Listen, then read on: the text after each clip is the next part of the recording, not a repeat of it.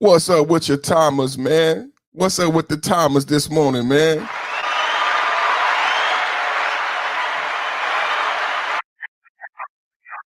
What's up with the timers, man? We just having a little technical difficulties right now, man. We having a little technical difficulties right now, but bear with me, man. I ain't did the live stream like this in a minute. Hey, there we go, man. Let's look and see how we look. How do we sound? I need to know, how do we sound right now? How do we sound? We looking good. We looking good. We're in the studio today. Clap it up for being in the studio today. Lazy Bone, we see and hear you. So, okay, wait a minute. Microphone check, check, check. Can I hear myself? Mic check. I don't hear myself. Why can't I hear myself? What's going on, man? Why can't I hear myself? What's going on, man? It's tough to do this when you can't hear yourself. Oh man. Mic check, mic check. It's tough. All right. What is that? Hold on. What's that? Now I got an echo. Okay, we got rid of the echo. Did y'all have that echo the whole time? Sound good? Got some bass working in the voice.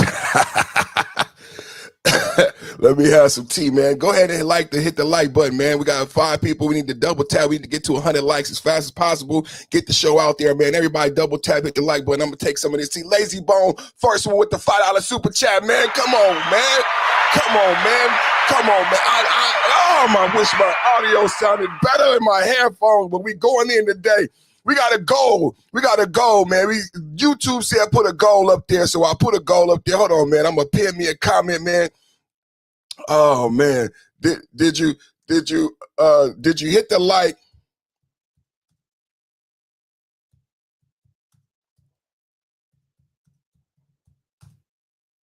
Did you hit the like?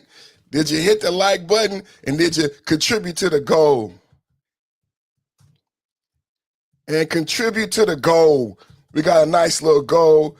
Members only live stream. Rest in peace, Charlie Kirk. Man, I had me a conversation this morning. They was trolling. Did you hit the like button? They was trolling this morning, man. I had me a nice conversation this morning. Did you hit the like button and contribute to the goal? To the goal. Hey, everybody, I want y'all to know Lazy Bones got his wrench yesterday. You can look just like Lazy Bones, man. Get them emojis, man. Get your name lit up in the chat, man. Everybody, start the Q&A, start the show, man. Everybody, man. Man, I'm telling you, we got to get this audio right. Got to get this audio right because it's bothering me. Oh, because I got my mic, everything, comments, everybody in the chat. Salute to all the members and the moderators. Sound good. Salute to all the members and the moderators. And paid all this money for this equipment.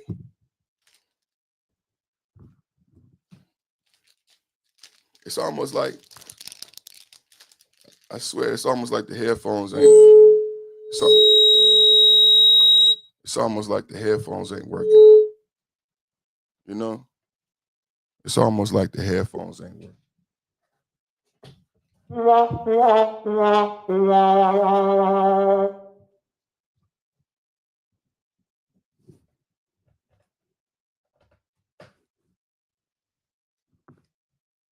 Mic check.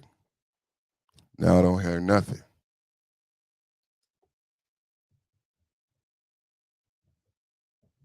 Mic check, mic check. What? Why is my... Oh, look at that. There we go.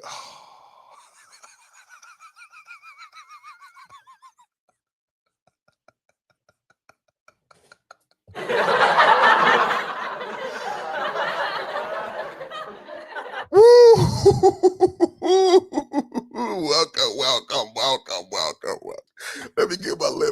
on, man. Let me get my lip gloss pop. My lip gloss is popping. My lip gloss is popping. There we go. Is we shiny? Shiny? Is we shiny? Now we shiny, we live. Oh, I can hear myself so good, so clear. That's so much better. Y'all don't know. I was in here, man. I was like, what's going on, man? I can't hear nothing, man. We in the podcast studio. Yes, sir. We in the podcast studio. Good morning this morning, man. Everybody, thank you for rolling in this morning. We're going to have us a good time. Now, who would leave? Who would leave once the audio gets corrected?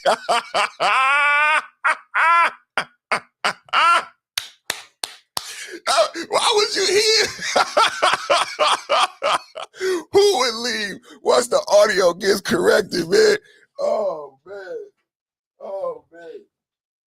Let's have a good show, man. Let's have a good show. Like, share, subscribe, man. Let's get these numbers up, man. Not enough likes, man. Double tap, hit the like, man, as you come in, man. Make sure you donate. No hating, but a little boomerish on the start.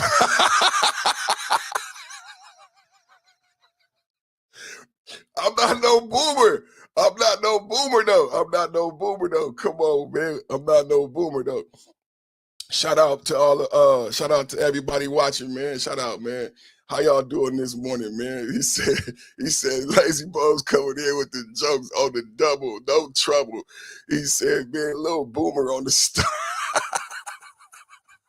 Hey, you know, hey, Bones, I've been doing the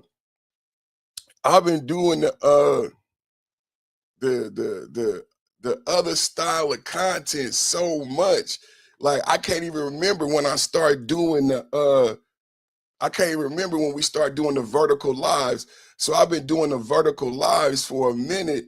So I can't even remember when I started doing the vertical live. And ever since I did the vertical live, like, I haven't been in the studio. I haven't wore these headphones. You know, I have the microphone as a prop when we do the telephone, because it's the telephone right here. It's the studio, but it's very different, man, because I got all this Rodecaster studio equipment. Relax and take sports in the building. Relax and talk sports in the building. Shout out to all the moderators and the members as you come in, man. I know a lot of people watching like, man, they lit up, man. You see Lazy Bones, you see Relax and Talk Sports, man. You want to be lit up, man? Join the channel, man. Subscribe, join the guy, man. $2 holla, man. You know what I'm saying? They say the 90-degree weather coming back next week, so it's going to be still summer, man. So you still got time to get down with the livest podcast at 11 a.m. in the land, man. The livest intellectual conversation on YouTube. You still got a chance to join, subscribe, and be a member of the livest chat, man. Love, hope, and faith. How you doing, Love? I love that name. Beautiful thumbnail. Come on in, man. Share the show, man. Celebrate love, hope, and faith, man. Show some unity in the chat. As you come in, man, say hi, say hello to somebody in the chat, man. We're going to have a beautiful conversation. You know what it is. Trump news, giving Democrats the boo-hoo-hoo blues. Giving Democrats the boo-hoo-hoo blues. Yes, it is, man. Another day, man. Trump news, Trump latest news. And as we talk about Trump news, we got to talk about a very somber, you see the thumbnail, man. It's a somber occasion. President Trump called it a dark day for America. I'm going to agree with the president. It's been so much conversation and conjecture. And you know, a lot of people have had a lot of surprisingly to me, so many negative things to say. Like, I mean, goodness gracious. Like, we got this thing where we say, who raised you? Who raised you? And that's where I feel like, oh, hold on, man. I cut the air conditioner on and the vent is closed. That's why I was in here sweat. Hold on.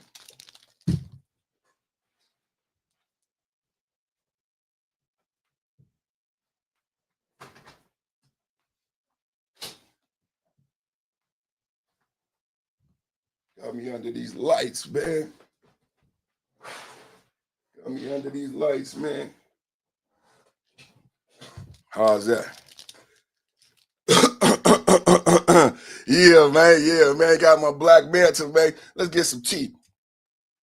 Let's get some tea. Back at it like a crack at it. Automatic like a foamatic. Built for tragedy, made for static. It's your boy. Perfect Time Podcast. Back with the blast. In and out with a dash. 2025 won't last. So we're going to get this done real fast. In and out with a blast. Yeah, man. Rest in peace, Charlie Kirk. Horrible news today, man. I mean, absolutely horrible. Let's read the latest. Let's read the latest of what's going on, man. So since we in the studio, we're gonna do a lot of we get to do a different show today.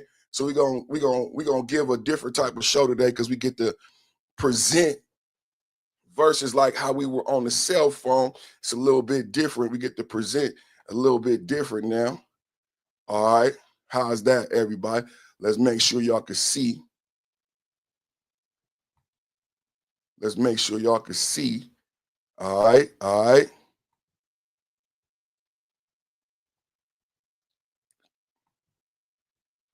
There we go. Can everybody see that? I'ma read. Hit the like button, man. Yeah, we need more likes, man. We got to get the show out there, man. Hit the like button and share, man. Hit the like button and share. That's what you got to do. You got to hit the like button and share, man. We're going to read. We're going to read what took place with Charlie Kirk. Let me share the show real quick. Y'all know it's a share button. Y'all know I talk about those 3 ellipses in the top right-hand corner. I know it's still a lot of people watching. Typically, they looking for me on the cell phone. So this is what I'm saying to all the moderators and the subscribers. Everybody got to hit the like button and hit the share button because everybody might not know where to find us. So you got to hit the like button and the share button so everybody find us because they typically going to look for us on the shorts feed, but that's all right. We're going to get that show out there. I'm hitting the share button right now. I'm sharing it on Twitter and everywhere right now just to get the message out there. We got to have a conversation this morning.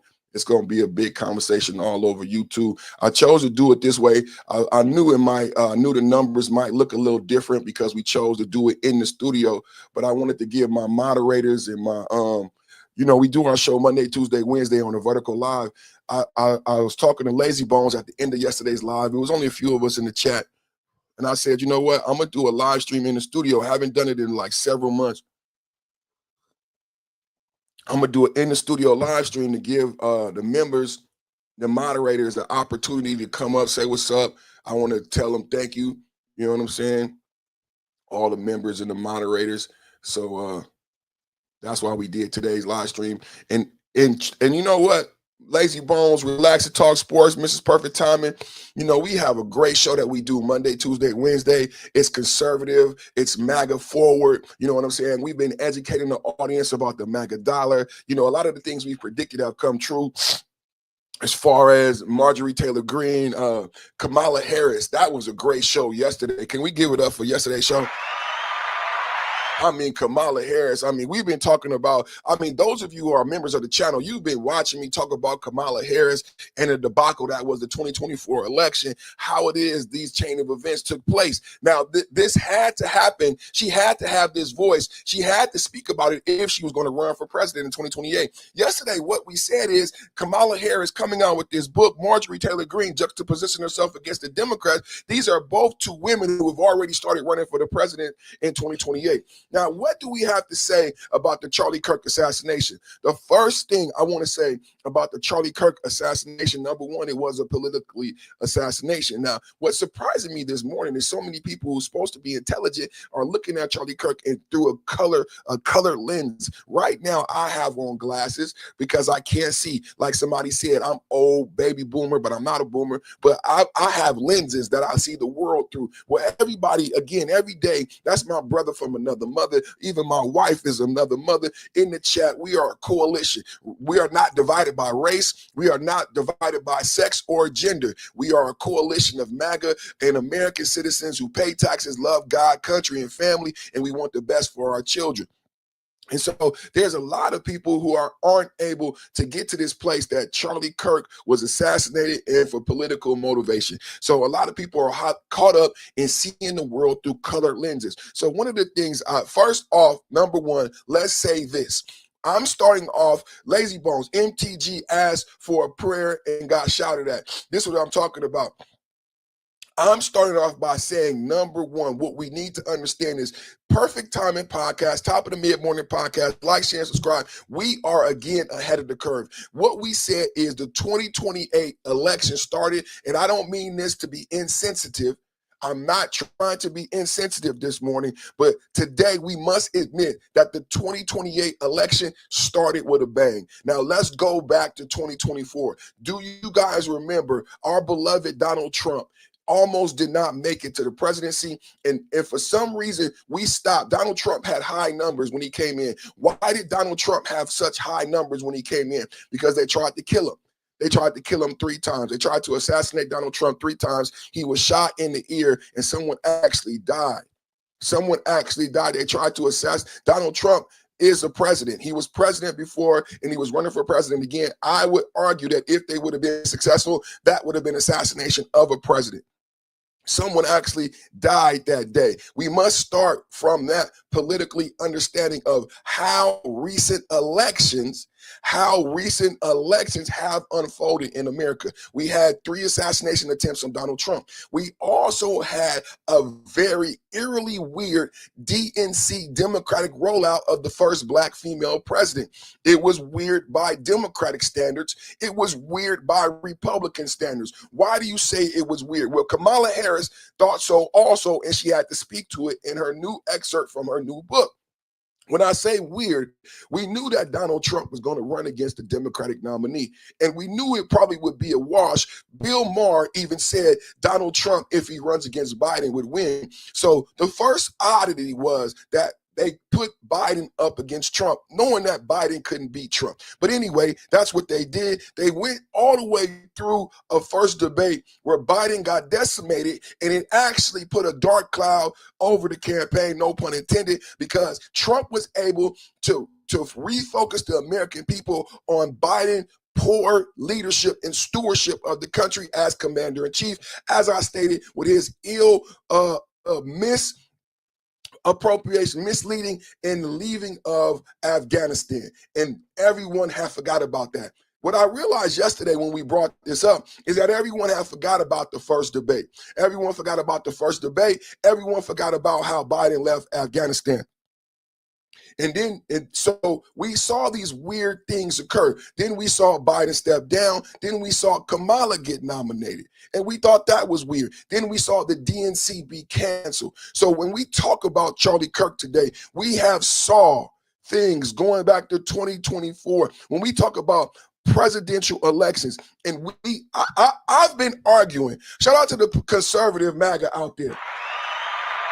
I've been, because today we still don't know who assassinated Charlie Kirk. Rest in peace. I have a daughter, bro. You know, I be getting threats in the chat. I be getting death threats in the chat. It's scary how people treat you when you're conservative. Charlie Kirk has a daughter, bro. Little girl, man. He's only 30 years old, man. I got 27-year-old kids, man. Charlie Kirk, to me, would be a kid like my son, man. It seems really unfair that this is the way his life had to end so early and so soon. But what I want to bring up today is that this is part of the 2028 presidential election. When you see Jasmine Crockett leave Texas and that story become national news, when we talk about Jasmine Crockett, the sad thing about the conversation about Jasmine Crockett is that I don't see enough understanding of how that was political theater, how they had included governors from New York, the governor of Illinois. It was a DNC plan of attack, and no one ever discussed. I didn't hear enough discussion, maybe because the liberals run the media, about why it was necessary to make that fight a national fight. Why did Charlie Kirk have to be assassinated? Well, we could go back to Gavin Newsom's having a podcast and everybody on the Democratic left laughing and teasing Gavin Newsom. Oh, Gavin Newsom, why do you have a podcast? Well, anybody in my chat would know who was Gavin Newsom's first guest. Who was Gavin Newsom's first podcast guest? Charlie Kirk. It was a great conversation. It was a great conversation. Gavin Newsom's first podcast guest was Charlie Kirk. Gavin Newsom was starting his presidential campaign by creating a podcast. Let's have a real, honest, intelligent conversation this morning. I said Gavin Newsom was starting his presidential campaign by creating a podcast. Gavin Newsom understood the power of the podcast bros. And what is so crazy this morning is that, like, the Democrats, via political tactics, and the people who believe in the political left are attempting to discredit the podcast bros and the effect the podcast bros had on the 2024 election. Kamala Harris did not go on Joe Rogan. Trump, the future president, actually went on Joe Rogan. His son, 18-year-old Barron, advised him. Tim Dillon went on J.D. Vance. J.D. Vance went on Tim Dillon multiple times. To this day, Tim Dillon has an intimate relationship with the vice president because the vice president knows and understands that he's going to use Tim Dillon and the podcast bros as a bully pulpit. These podcasters are the new platform, and this is what turned the 2024 election. Gavin Newsom understood this. Gavin Newsom created a podcast, and the first person, the most powerful, the most influential person in American politics, Gavin Newsom, who we all know and understand, front runner for the Democratic Party for president for 2028. Can we have a real talk this morning? Can we have a real talk this morning? Charlie delivered a lot of votes for Trump. Don Jr. said to him, "You take care of Wisconsin, I'll get you Arizona." I don't understand. Like, I'm not going to sit here and debate Charlie Kirk and whether or not Charlie Kirk's motives are Charlie Kirk was racially motivated, because I'm not sensitive. This ain't about whether or not Charlie Kirk was correct on Black America, Charlie Kirk not black. For some reason, a lot of people wanted to debate Charlie Kirk on black issues. And they would actually be surprised when Charlie Kirk would have an opinion that was more focused on Anglo-Saxon whites and his constituents. Here we've talked about constituents and consensus. It seems like this white Jesus persona. I know the Democrats and black people want to say Charlie Kirk is racist, but it seemed like you all suffer from this white Jesus syndrome, where you needed Charlie Kirk to absolve you and you needed Charlie Kirk to agree with you. That seems idiotic. Like we're not a monolith. We're all different type of Americans. It would seem perfectly understandable that Charlie Kirk would be speaking to white Christian Anglo-Saxons in most of his talking points. But for some reason, we always had black people. I believe this was all propaganda. Pay the people who got on the microphone who wanted to debate Charlie on black issues, when Charlie never specifically wanted to discuss black issues. But this is just like, I'm going to show a video. I might not show the video, but I'm going to read a report of yesterday. There was a vigil in Ohio. Can you guys believe yesterday there was a vigil in Ohio, right? And this reported that a BLM member or leader rolled through the vigil shouting explicitives at the crowd, negative things about Charlie Kirk. It's almost unbelievably scripted. So in Ohio, you had, after this horrific event, and I watched the video. We're not going to show the video here because I don't want you to. I might show a little bit of it, but I watched the video and you can't see much until the end. There's a separate video where I look close, and this is a gentleman who is not a person of color. This is a gentleman who is not a person of color. But they're saying that he is a member of Black Lives. There he is. He is a member of Black Lives Matter. This gentleman here with the rainbow backpack. Is this political theater or is this political theater? You can't make this stuff up. I wish I was making it up. This person drove through a crowd of individuals mourning Charlie Kirk. And the reports are he was shouting explicitives at the crowd. I don't know for what purpose. I don't know how this helps. Charlie Kirk never did this. For everybody, because it's a lot of evil people out here today. It's a lot of evil people out. Charlie Kirk never did this.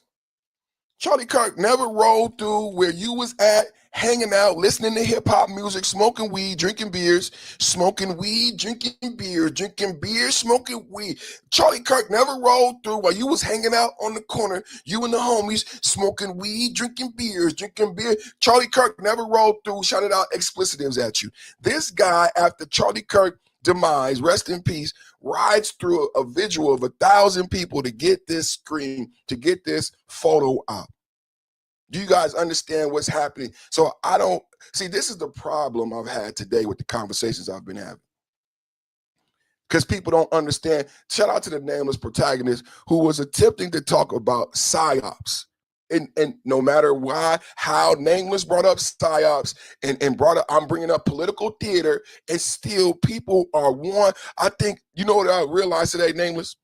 You know what I realized? How traumatized and how hurt American people are.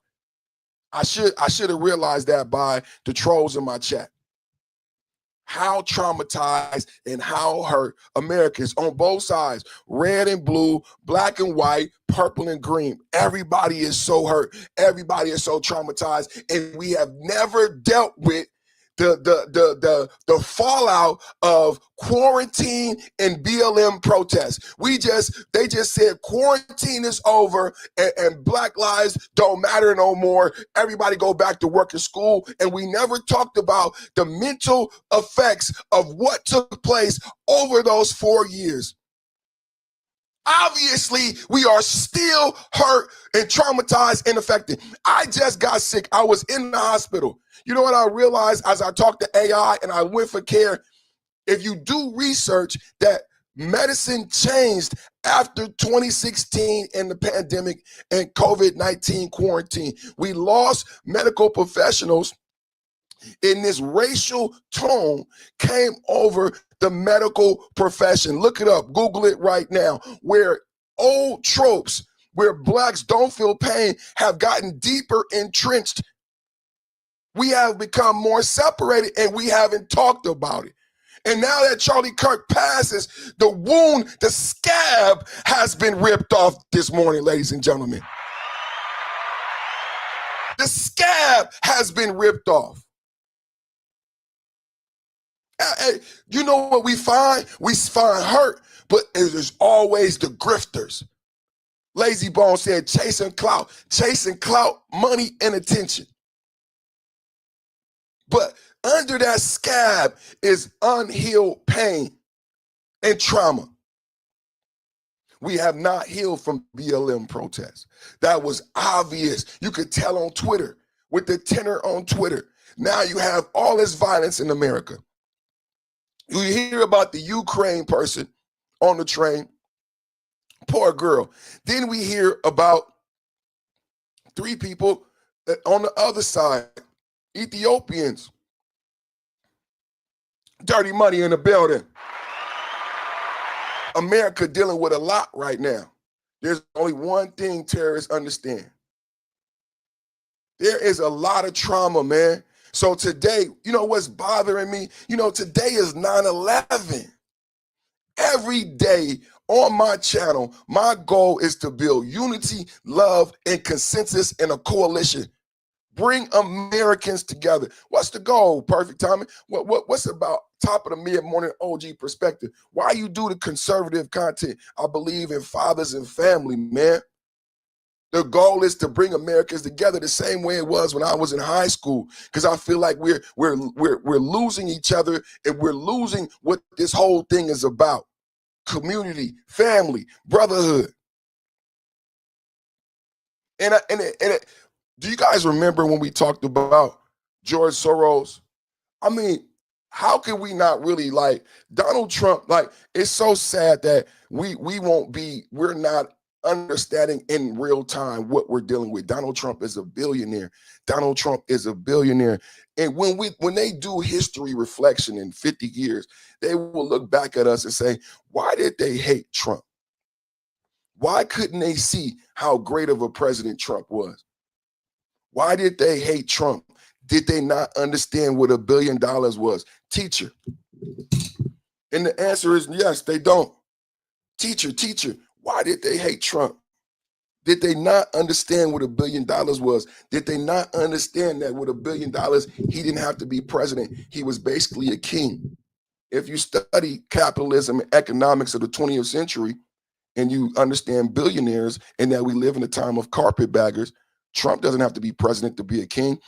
We just discussed the other day about multinational corporations that took over the world, where CEOs are more powerful than presidents.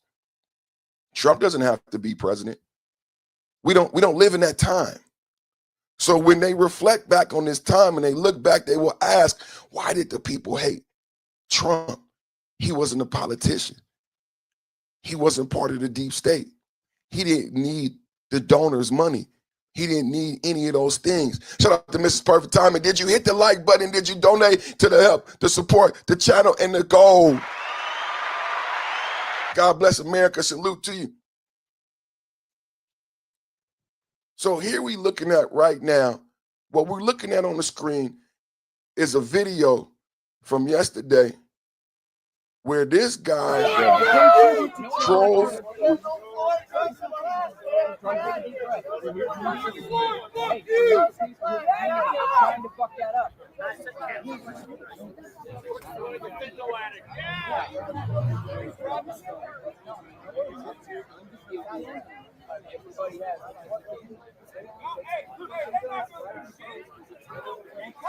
I don't think this is by accident. And when you hear about this and you hear about Black Lives Matter, that's why I don't like the term black.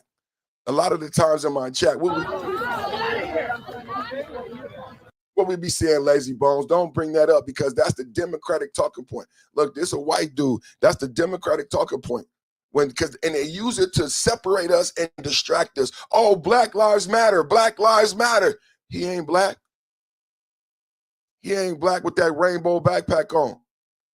Ain't nobody black out there. Why is he out there antagonizing them people? The person who shot Charlie Kirk is like, right now, I got a story where HBCUs are being on lockdown because people are threatening black people as if black people had something to do with the assassination of Charlie Kirk. Charlie Kirk wasn't assassinated by a black person. Why is this white person antagonizing the crowd under the guise of BLM? Because it's not real. It's not real. It's political theater. Who here believes this guy? Who here believes this guy is BLM? Look at him. Like, this is the tolerant left. This is supposed to be tolerant. Why is he? Why? Okay. Look at him. He's cussing at people. Why did he stop and tie his shoe? The police is there. He could leave. Why are the police allowing him in crowd control?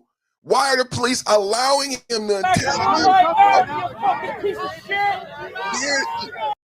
Why are the police allowing him to antagonize the crowd? This is political theater.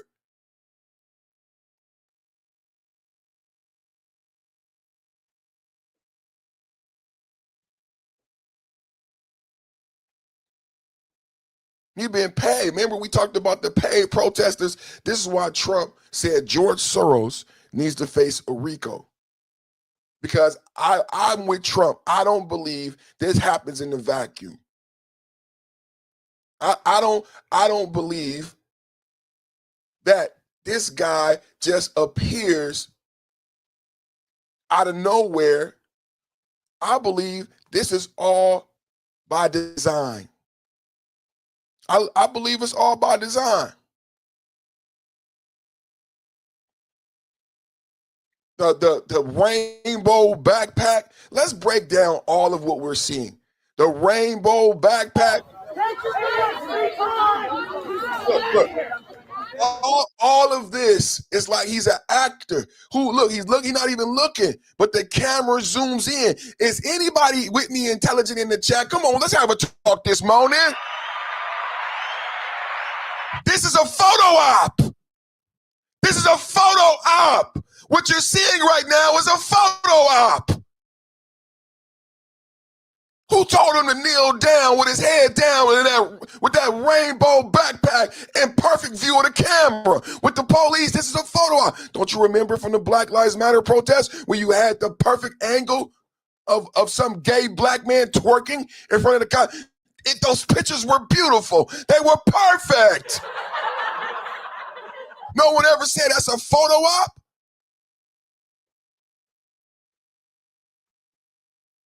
How perfect.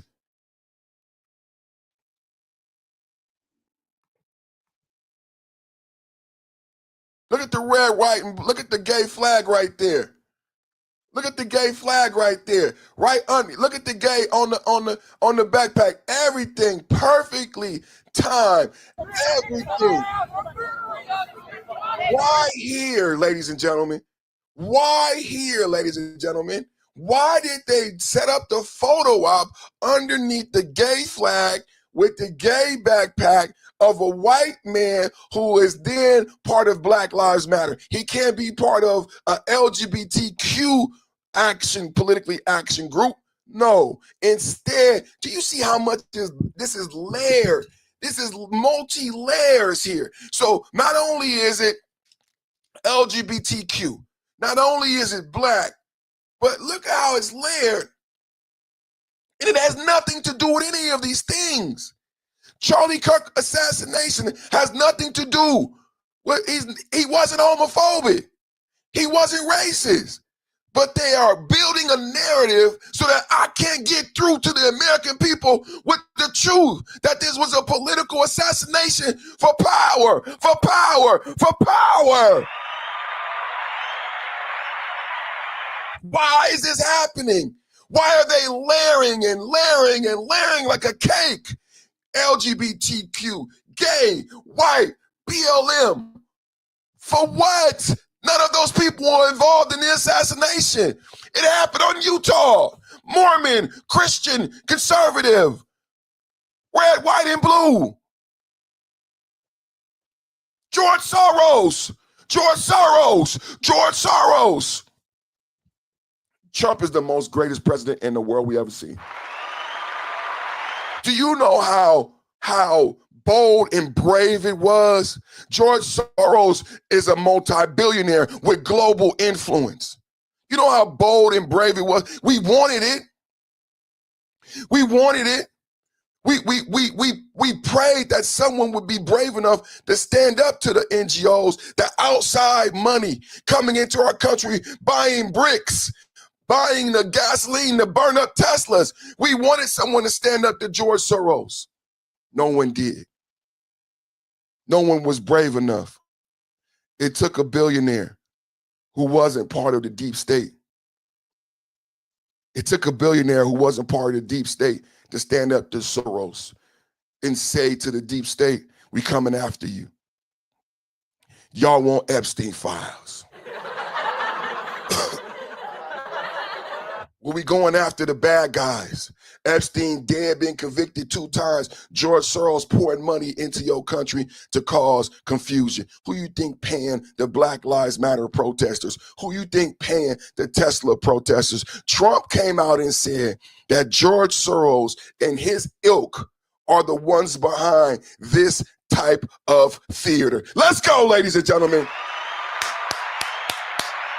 Hit the like, share, and subscribe, man. Hit the like, share, and subscribe, man. Who pays for the BLM signs? Lazy Bones been watching my show. Shout out to my brother Lazy Bones, man. Who pays for the signs? Who pays for the pro-Palestinian at Columbia, 50 brand new, 300 RE tents? Who pays? Who does that? Where does that money come from? Remember the show I did with a young brother came and said, you know, you guys got a lot of signs. What I said was, I have a background. I work in healthcare IT, but I have a background in graphic arts and design, which is why I love doing the YouTube, creating the thumbnails and creating this landscape. You know what I said, Lazy Bones? I said, do people understand graphic arts and design that you can, anybody ever got invitations created and they screw them up and they take too long? Anybody ever got invitations created and they screw them up and it's only 2 colors? It's a cream invitation with black ink. We're not talking about what I'm going to get into with graphic arts and design, multicolored printouts. And they be ready to go. We don't even know there's going to be a protest. And here they are, 300 people with signs, t-shirts, and water. And I work in logistics. My job in healthcare IT is logistics, project management. I know how difficult it is to organize 300 people. I know how difficult it is to get that media out, in a timely manner. So you talking about signs. You ready to go protest. We ain't even talked about cost yet, Lazy Bones. We ain't even got to cost. I'm just talking about time and logistics. How is it you're ready on a drop of a hat to protest?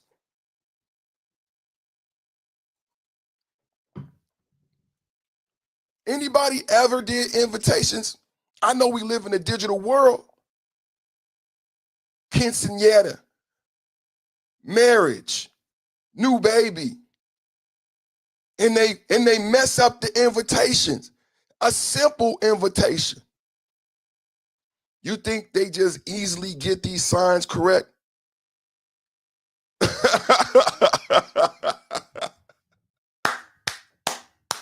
You can't get your invitation. You hire the best graphic artists in the city.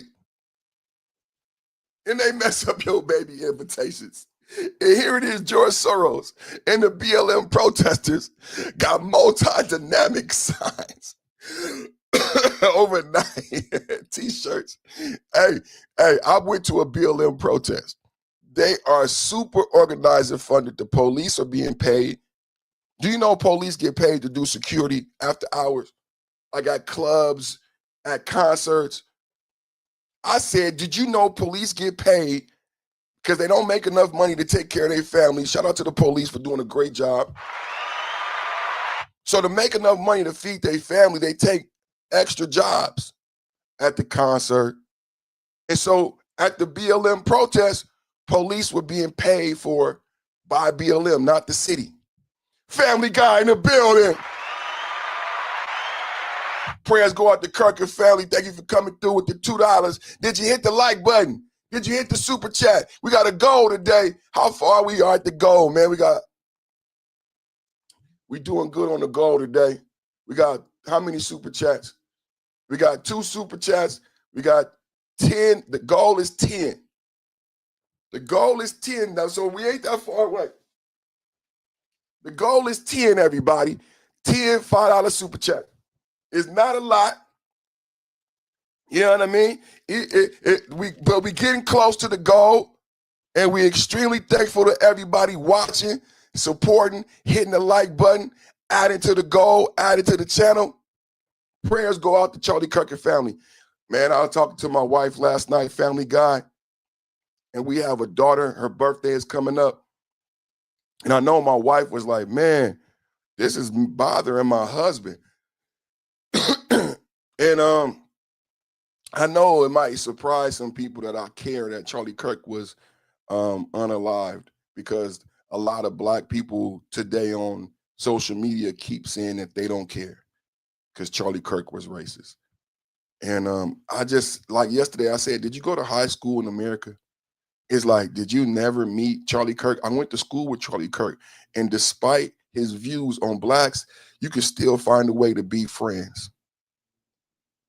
Everybody don't have to like you. It's the most childish thing I see going on this morning with blacks on both sides of the fence, conservative and Democrat, extremely traumatized. What I noticed is that black people are still very hurt.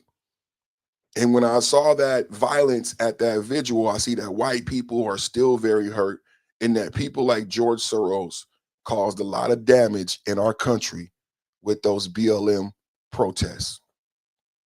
I love Donald Trump for being brave enough to stand up against the George Soros of the world and call them out. And call them out. When I see this clown with a rainbow backpack, when I see this clown with a rainbow backpack under a rainbow flag, and he is attempting to align himself with Black Lives Matter in an event that had nothing to do with Black lives, I think that's sinister. It's beyond evil.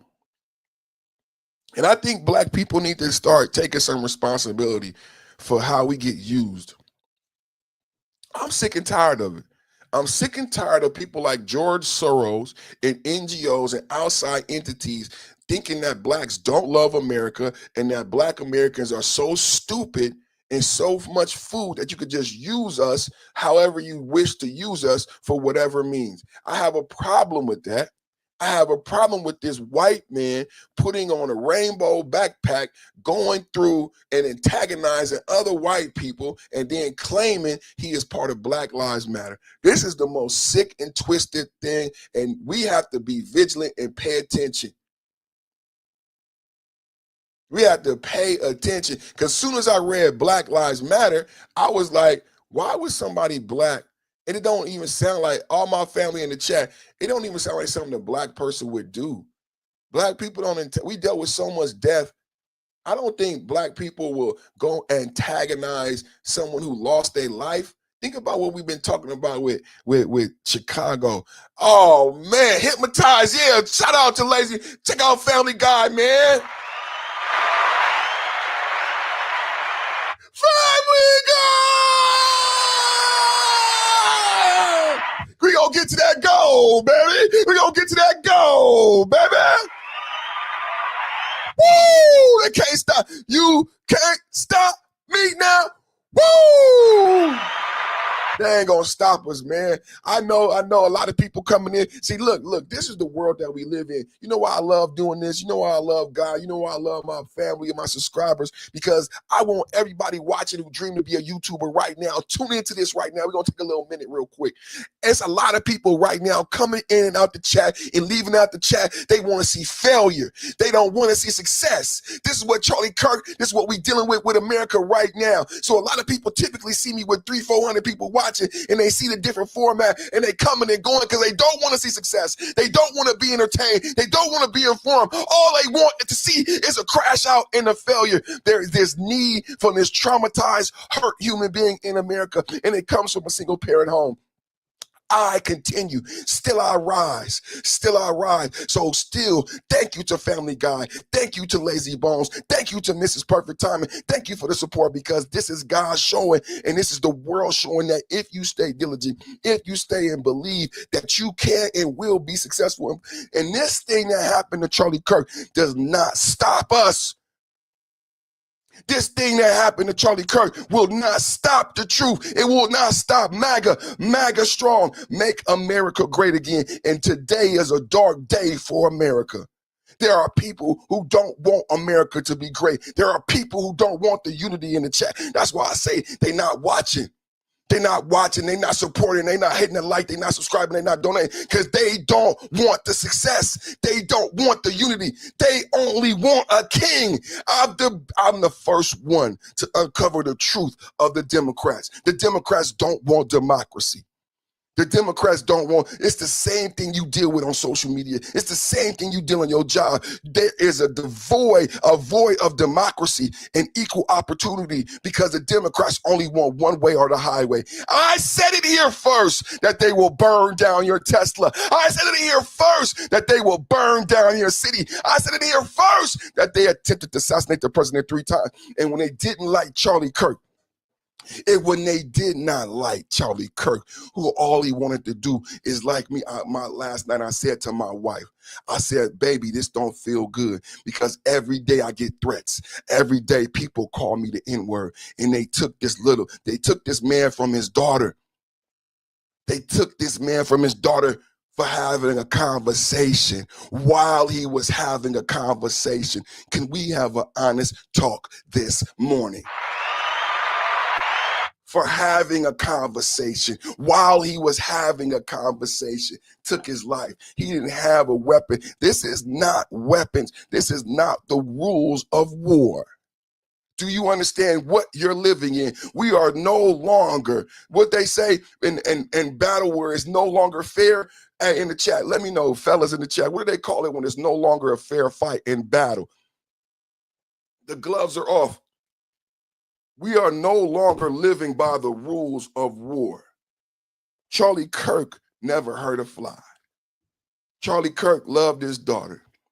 Somehow, the traumatized Black American, not all of us, but the traumatized, low-level, low-thought-worthy Black American thinks somehow Charlie Kirk's ideology is new. See, a lot I've been saying about Trump is that a lot of people want to blame Trump for something, and Trump has only been president 6 months.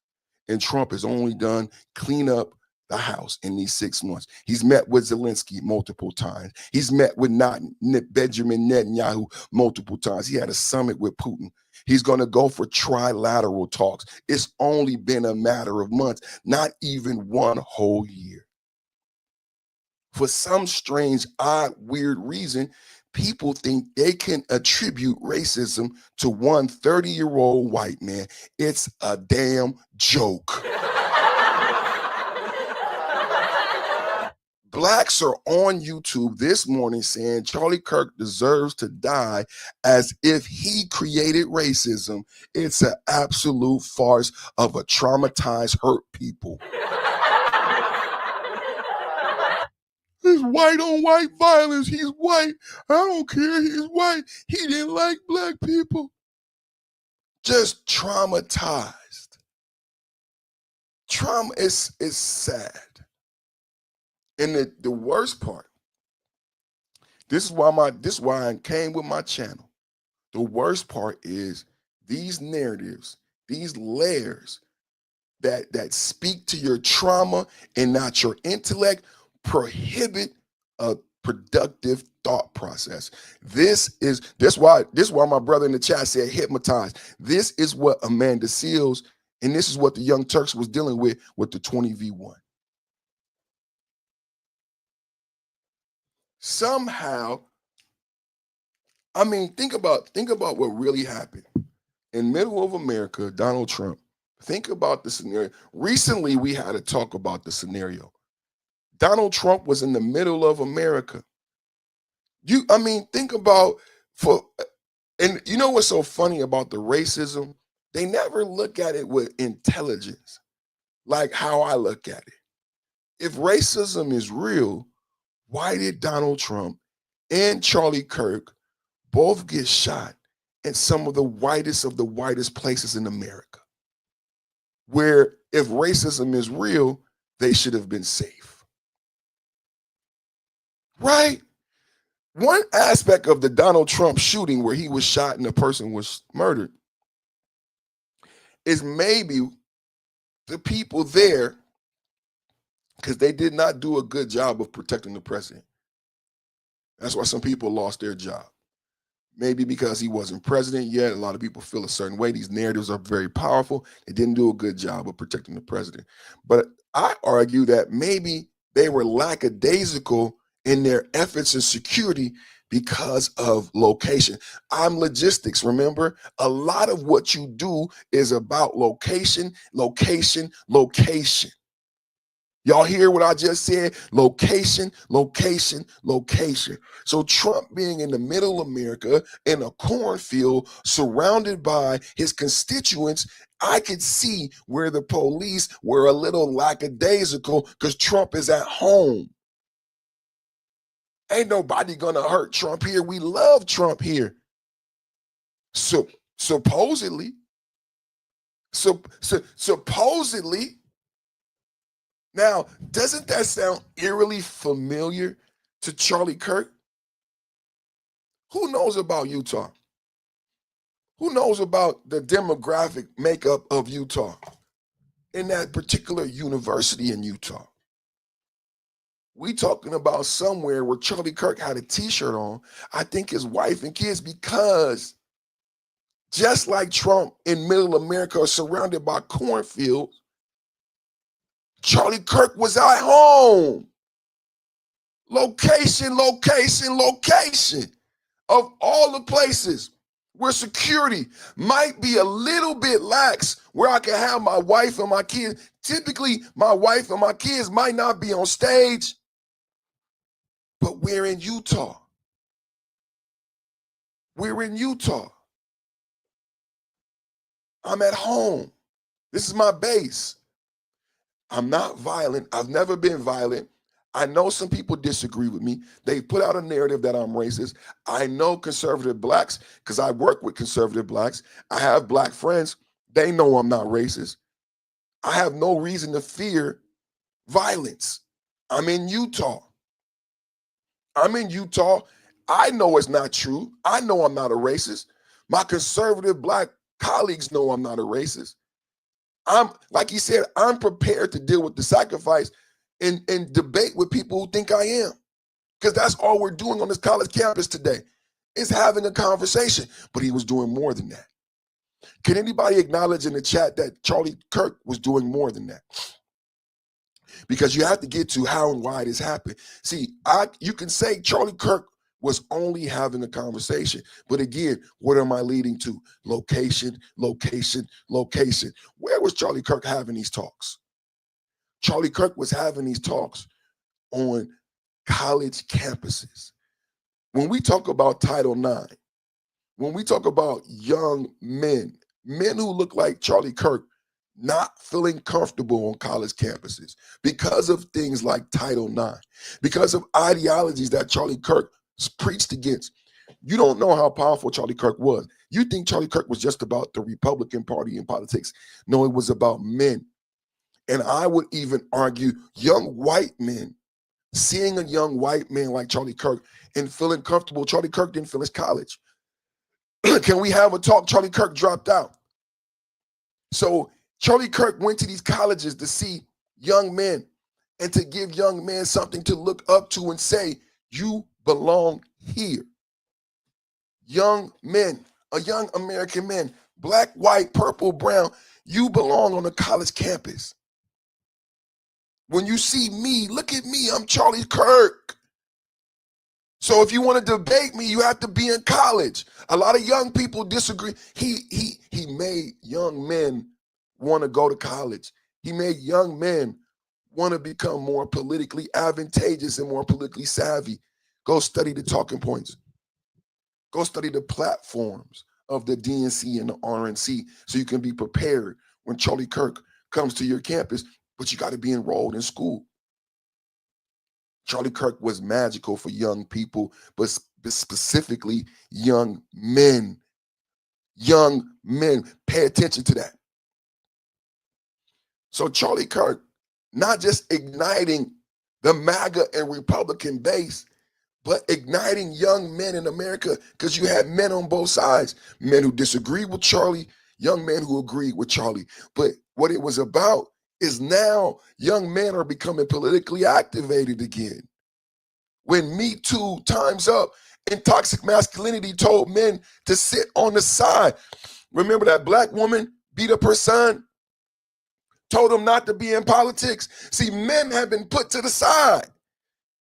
Your college professor put you to the side. Your manager and employer put you to the side. Donald Trump took away Title IX. Yeah, toxic masculinity. So Charlie Kirk, imagine. We don't talk about this. Imagine, Charlie, imagine being a white man. You're not racist, but you love your country, you love Trump, and you don't feel comfortable on the college campus because everybody's liberal. And liberal Democrats are violent in 2025. And then all of a sudden, Charlie Kirk comes to your campus and you see other like-minded individuals and you start to believe again. You start to believe there's more than one way to think. You start to believe I deserve to have my own opinion. You start to believe even if black people don't like the way I feel, it's okay if I feel the way I feel, even if I'm wrong about black people. That's part of the freedom of speech. Imagine being that white dude on campus. You might not want to go to college no more. You might come home to your dad and be like, Dad, college ain't for me. How many white men said in the last 4 years, college ain't for me? Charlie Kirk was doing God's work. Charlie Kirk said to young white men, college is for you. Come back to college. Come back to politics. Have the debate, whether you agree with me or not. Make America great again. And he was shot and killed.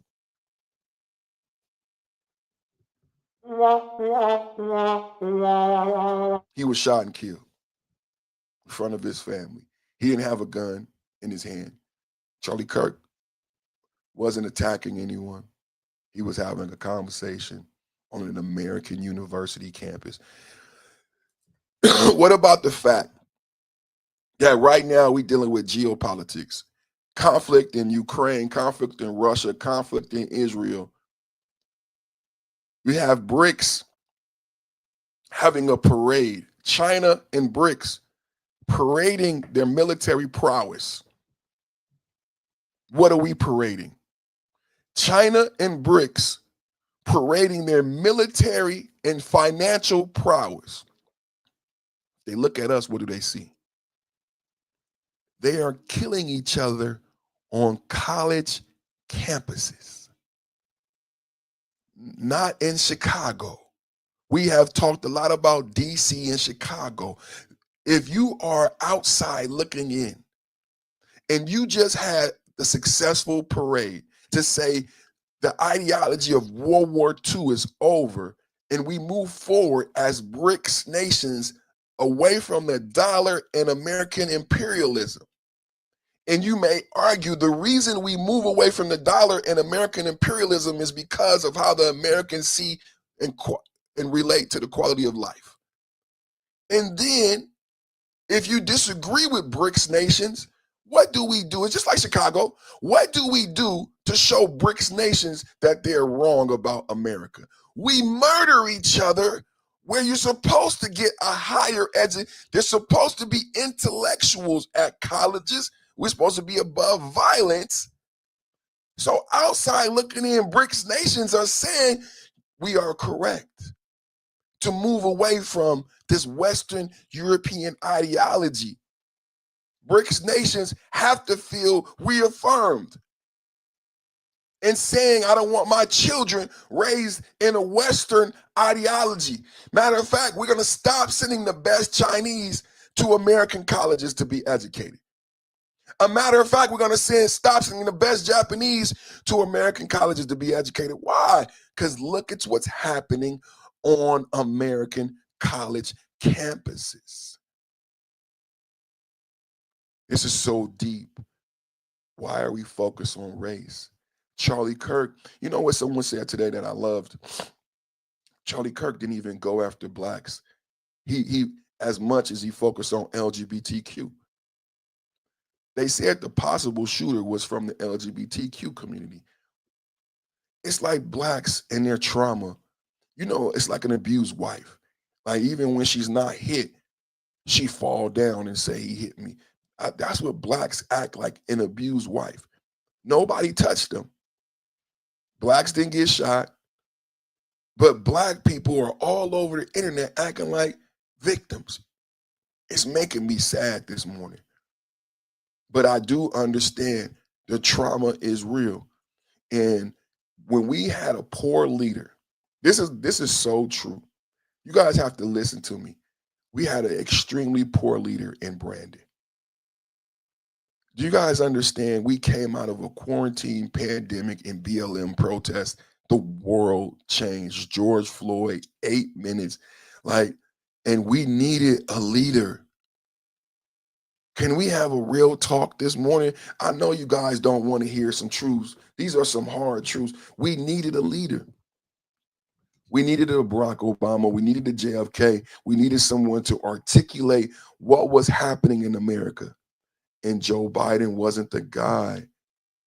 I mean, it was never more evident that we had been hoodwinked and bamboozled than when Joe Biden was president, because we had no leadership during BLM protests.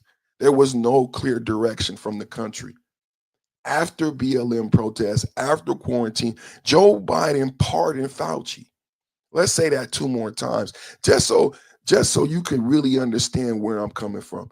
Joe Biden pardoned Fauci. A lot of people don't even know the guy who told you to wear a mask and 6 feet and caused all these problems. Why would Joe Biden give him a pardon? There was a lack of leadership. We needed a speech like no other. You know, presidents come and speak when there is pivotal times in the country and you recognize, hey, things are not going correctly. Things are spiraling. This is when you address the nation. Address the nation. Biden was Sleepy Joe. He did not address the nation. He allowed these BLM narratives. He allowed a lot of this stuff that we're dealing with 6 months only into Trump's presidency to proliferate. And now everyone expects Trump to clean it up. He hasn't been president 1 year. Trump has not been president 1 year. And Biden was quiet. Kamala Harris, admittedly in her book, was quiet. Kamala Harris, what did she say, Lazy Bones? Kamala Harris said the Democratic Party acted hypnotized, allowing Joe Biden to drive the Democratic Party into the ground. Kamala Harris said, I should have said something, but we all walked around hypnotized. And Kamala Harris said, was that grace or reckless? And she is admitting now that it was reckless. It was reckless to allow Biden to steer the country into the dirt. She admits it now. I should have said something. I should have did something. Joe Biden's ego led to the country's demise. The vice president, Democratic vice president, is admitting that it was Biden's ego. He never gave an address to the country. You think after BLM, which had never happened before, we never had this referendum on Black lives, not since civil rights and police brutality. This was a perfect time to address the nation. Speak to the citizens, speak to the police, speak to the minorities. Joe Biden didn't do it. He didn't do it. To this day, we're dealing with Charlie Kirk in a way that we shouldn't. We should be able to look at the political ramifications. Why Gavin Newsom interviewed Charlie Kirk, the podcast bros, why Gavin Newsom created a podcast, Charlie Kirk converting Democrats to Republicans every day. We're not talking about that. We're not talking about the 5 seats they lost in Texas. For the past week, Family Guy, what have I been saying? I said the Democrats already lost 2026. I said people listening to us, if you don't believe and understand now how influential this podcast is, I said the Democrats already lost 2026 and they are losing 2028.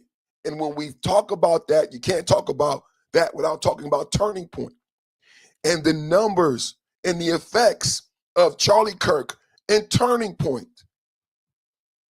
What they have done to the electorate. Gavin Newsom understanding as the front runner for the Democratic Party in 2028. I can't beat Charlie Kirk.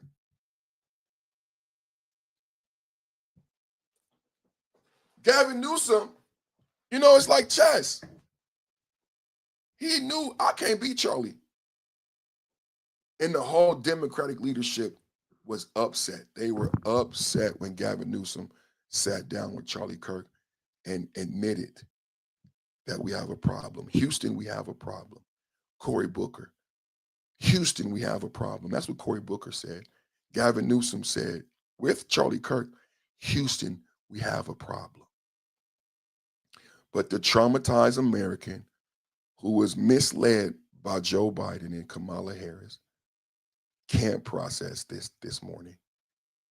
And I get it. They can't process it. They're still traumatized from BLM. And that was a hell of a time. Oh, my back. I be doing this every day. Why my back hurting like this right now? Oh, shit. Let me put in my link because this is supposed to be a members only panel. I got a couple people in the building. I got Family Guy. I got Miss Perfect Time and Lazy Bones. Anybody want to come up and add their 2 cents? Y'all can come up and add y'all 2 cents. Let me read you this story I found today. Let's deal with some more of this trauma. HBCUs locked down on 9/11 amid escalating threats. Oh, man. I'm really having some back issues. Don't get old. Don't get old. On September 11, 2025, 3 historically Black colleges and universities, Alabama State University, Hampton University, and Virginia State University, were hit by security threats, leading to immediate lockdowns and class cancellations. Authorities are investigating the incidents, which occur on the 9/11 anniversary and echo ongoing patterns of targeted threats against HBCUs, prioritizing student safety amid potential violence and racial tension. No injuries were reported, but the events disrupted campus operations and sparked calls for federal protection. Who believes this? I don't believe this. I believe that this is the Democrats trying to steal the moment away from Charlie Kirk and his family. I believe, just like when we watched that white man with that rainbow backpack claiming to be from BLM, I believe that this is Democrats trying to steal this moment. Oh, we got Lazy Bones in the building. What's up with your Lazy Bones? What's happening, bro? What's happening? What you got to add, man? What you got to add? So, like I said in the comments, man.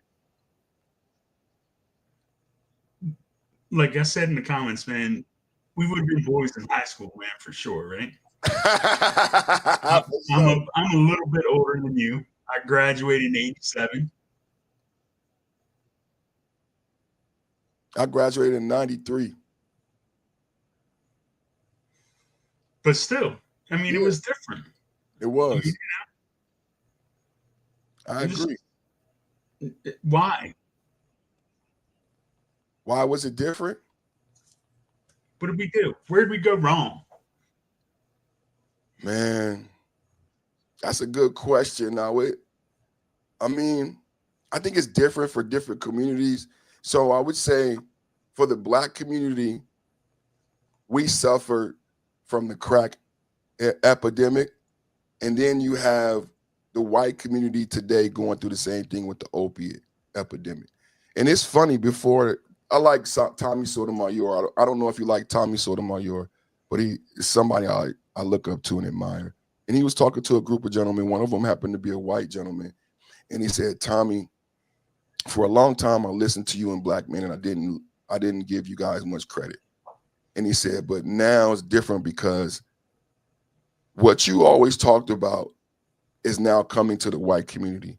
And what I want to share is, he said to Tommy, this white man said, what happens when the same things you deal with, we deal with, but our children have access to more things that can cause more danger and damage?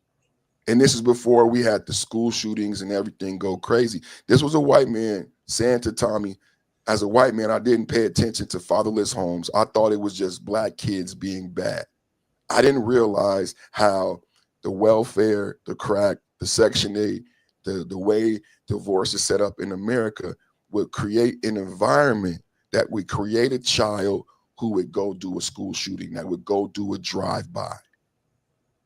And this was a white man admitting that.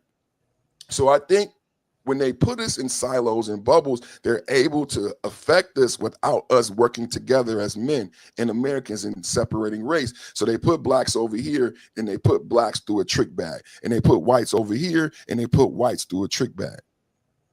It's and the same. Yeah. Yeah. Never should those lines be crossed, right? Right. And then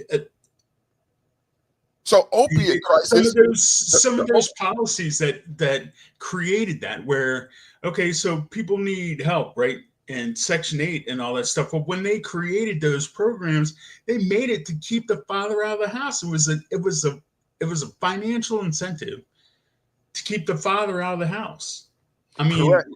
Like I was basically raised by a single mom, but it was because my father passed away when he was 48, right? And then, but that didn't, that didn't, like, my mom would put my head through a wall,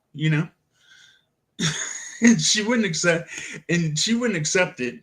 One of my favorite stories to tell. Now, this happened to my brother, right? And I just heard the story because it happened before I was alive, because I'm 9 years younger than my brother was, right? So him and my dad went to the drugstore, People's Drug, way back when, and they came back and he had something extra that my dad had not paid for when he was like 7, a candy bar. My dad drove him down to the PG County local station, talked to the sergeant. The sergeant put his ass in the clink and shut the door. And they walked away from him, let him stay in there for like 10 minutes. I just heard that story.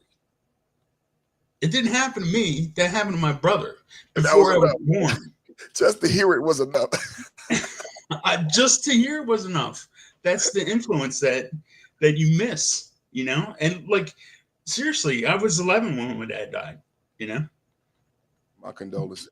But his legacy lives on. And even if you're not in the home with your kids, your legacy can still be there. You know what I mean? If it was there to begin with, right? And if that legacy is destroyed, then no. And that's what crack and the opiate crisis did, because it took out people. Like the way the opiate crisis should not have been able to hit white America like that after what happened with crack, because we learned so much. And then and this is what's happening today with Charlie Kirk. For certain segments of people to just turn their head to what was happening in middle America when we knew what was going on, I think we will have to reconcile that later on, because I felt like blacks could have helped and advised but we did, but I don't know, man. I feel like the unity is necessary in today's day and age, so that if there's another pandemic, if they try to do it again, we can stick together and say, hey, they tried that over there. They're trying to try that over here now. So when they took the fathers, this is why I voted for Trump. This is why I'm not angry at Project 2025. Like today, somebody was saying, I heard a person say that, well, the conservative values are race. No, I don't believe Project 2025 is racist. I believe it's family forward. I believe if you believe in single parent homes and how the Democrats and liberals have propped up the single parent home and single parent and all of those things, and yeah, you might not like Project 2025 because it puts the incentive back in the father and the family's hand. I don't think that's racist though. Like, and for people who never read Project 2025 and don't understand, because there was a lot of hoopla. Oh, Project 2025 is coming. Project 2025. And no one, all kinds of things, every boogeyman that they could think of. Okay, we're gonna put it in there. white supremacist. How's Charlie Kirk a white supremacist? You know, you just, and then there's a couple examples out there where he says, well, look at the numbers, and he had that dude look up the numbers on his phone. He was like 70% of crime committed by, and he was like, oh my God, like, like just open your eyes. He's just pointing out the facts. I don't, and like there are correlations that, like I said, Charlie Kirk is 30. He's a baby. I got 25-year-old kids. Surprise, Charlie Kirk didn't create racism. I'm not saying racism doesn't exist, but for everybody who's acting so butthurt this morning, you're acting like Charlie Kirk is the end in the beginning and now he's dead. Racism is over. No, I'm sorry. That's not how it works, ladies and gentlemen. So the people celebrating, why are you celebrating? It's so infantile. So even if you believed that he was racist and he had some type of racial influence, which he didn't, because Gavin Newsom never would have sat down with him because it would cancel his ability to run for president. But exactly. even if you believe that, what now? So just think about that. A guy that is running for president, okay, because like you said, right, 2028 started,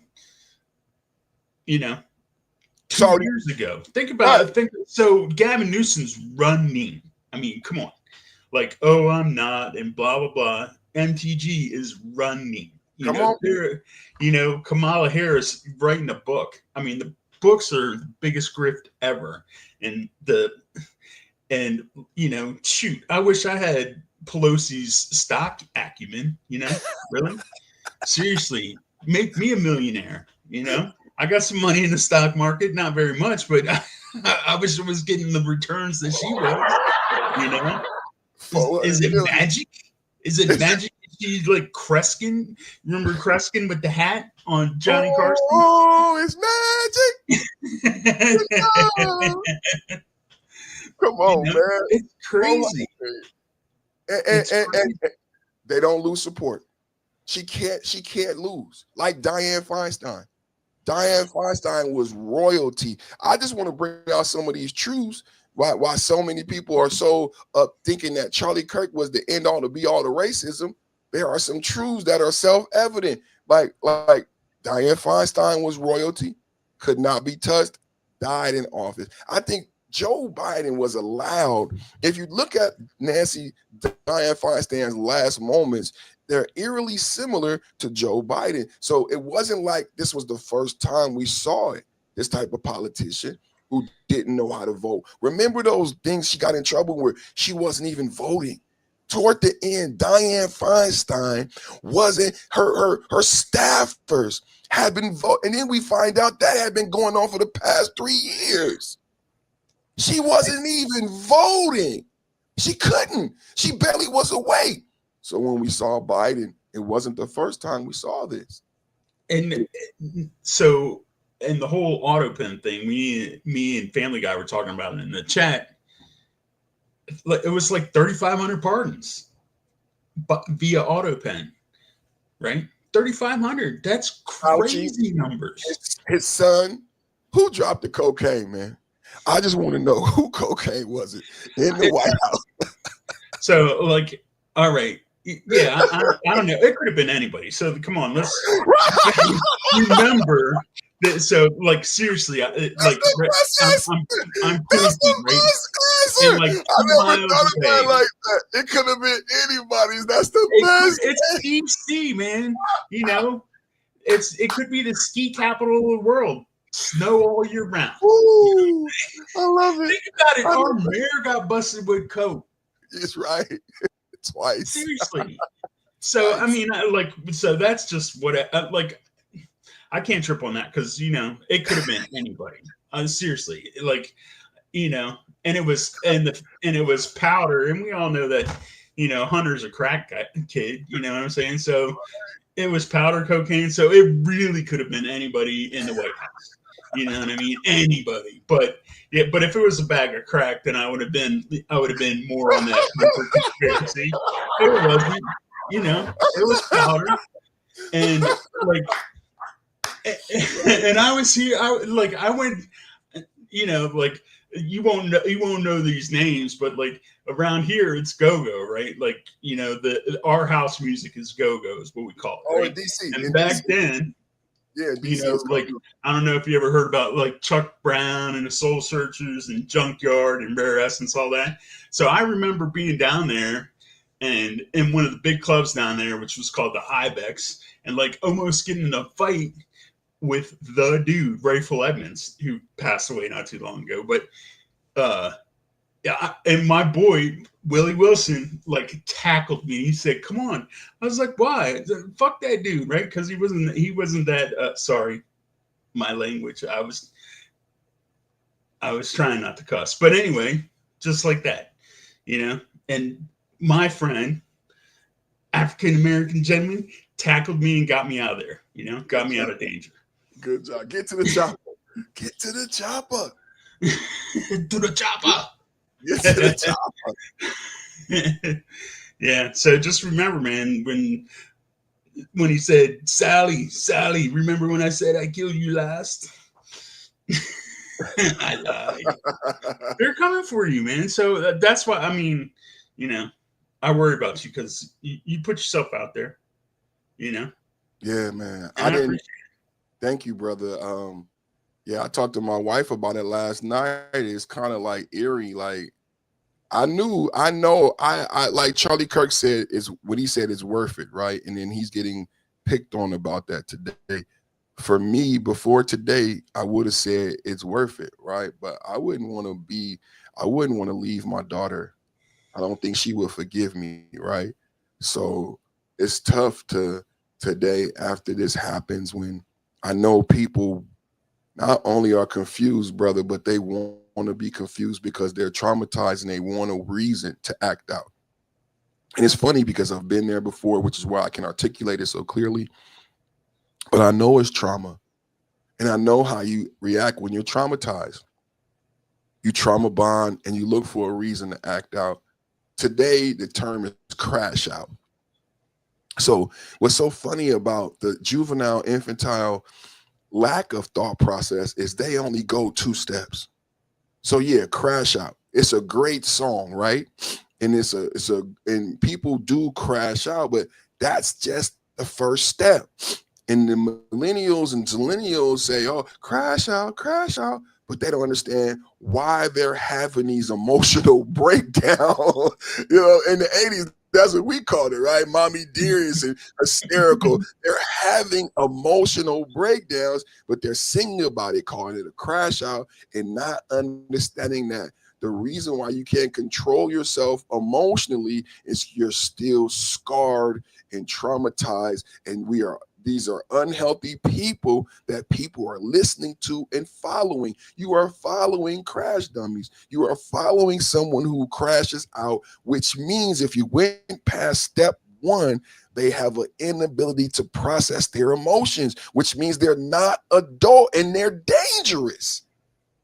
They're absolutely dangerous. So, but everybody is in this crash out mentality without thinking about why are we crashing out? Why is every young person in America singing that song and potentially on the verge of an emotional breakdown or quote unquote crashing out? And it has a lot to do with the single parent. And because we have 75% single parent homes. And these kids growing up, like you said, without a father, without the ideology, whether he's in the home or not, and then they have an inability to deal with their emotions or failure or disagreement. And that's the scary part. So if I disagree with you, you crash out. You go directly 0 to 90 and you become violent over a disagreement. Inability to have a conversation. Charlie Kirk is sitting down having an intelligent conversation and you crash over words. And it's so, and maybe I'm stuck in the past. Okay, it's possible that I'm stuck in the past and I'm an idealist. But I'm telling you, I remember in the 70s when my dad was still alive, they would have parties with everybody in the neighborhood, right? And they would get together and they would argue over cocktails. I mean, knock down, drag out arguments, right? Over politics. But that was it. but they were still friends. You know, Right. you know what I'm saying? They were still friends. You could go borrow the lawnmower, or you know what I'm saying. You still what they were still your friends. Okay, you disagree with somebody. Okay, I disagree with you. We don't see eye to eye on everything, right? But You're still my this is brother, right? this You know this what I'm is saying? the, Like it's so this is so the like this is the I thing. will yell and This argue with my friends, but we're this is still the, friends. this is the thing. There was no trauma between the two, so we can still be brothers because there's no underlying scar I'm hiding or harboring. Right? That's why they say go to therapy. People who deal with emotional or can't get in your relationship, because when they say go to therapy, get it out. Because what you're doing when you date this other person is there's something in you, you're treating them in this way, but they don't know why, and you don't know why because you won't get it out. There's trauma there, underlying trauma that leads to that argument and to that fight. What they did with BLM and a lot of things that happened recently is they have traumatized America. BLM protests and the quarantine traumatized American youth, doctors, and we live in a different world. We're never going back to that world. I don't think people understand. That's why I said Biden was such a poor leader. We have been traumatized when they made us watch George Floyd for 8 minutes. We were traumatized by the protests. We were traumatized by being forced to wear masks, not being able to smile, see our grandparents. Then they passed away. So now we hurt, we're scarred, and we never dealt with any of this trauma. We never really dealt with George Floyd. We never really dealt with the death. We never really dealt with the lack of value. Police got defunded. They feel unsafe. You know, the cities are battle zones because how are you going to react as a police officer when you don't have anyone to back you up? You quicker to shoot because there are less police officers and there are more criminals on the street after BLM and quarantine. We live in a different world. People are traumatized. People are scared, and rightfully so, because they've been sold a lie. That's why I said Biden was such a bad leader, because he could have came out and addressed the nation and told the truth about these lies that became reality. We have no need for Black Lives Matter. We're going to deal with the remaining racism left in the country, but it doesn't have to do with the things we're talking about. We need better trained officers. We need to come together, not separate on race. So Black Lives Matter separates us. He should have gave a speech. Instead, he put Black Lives Matter down on the street in DC. Just say Black people matter. Well, then white people don't matter. Mexican people don't matter. Chinese people don't matter. There was never a real discussion about the real trauma from police brutality on both sides. What are police feeling? What are the people in the communities feeling?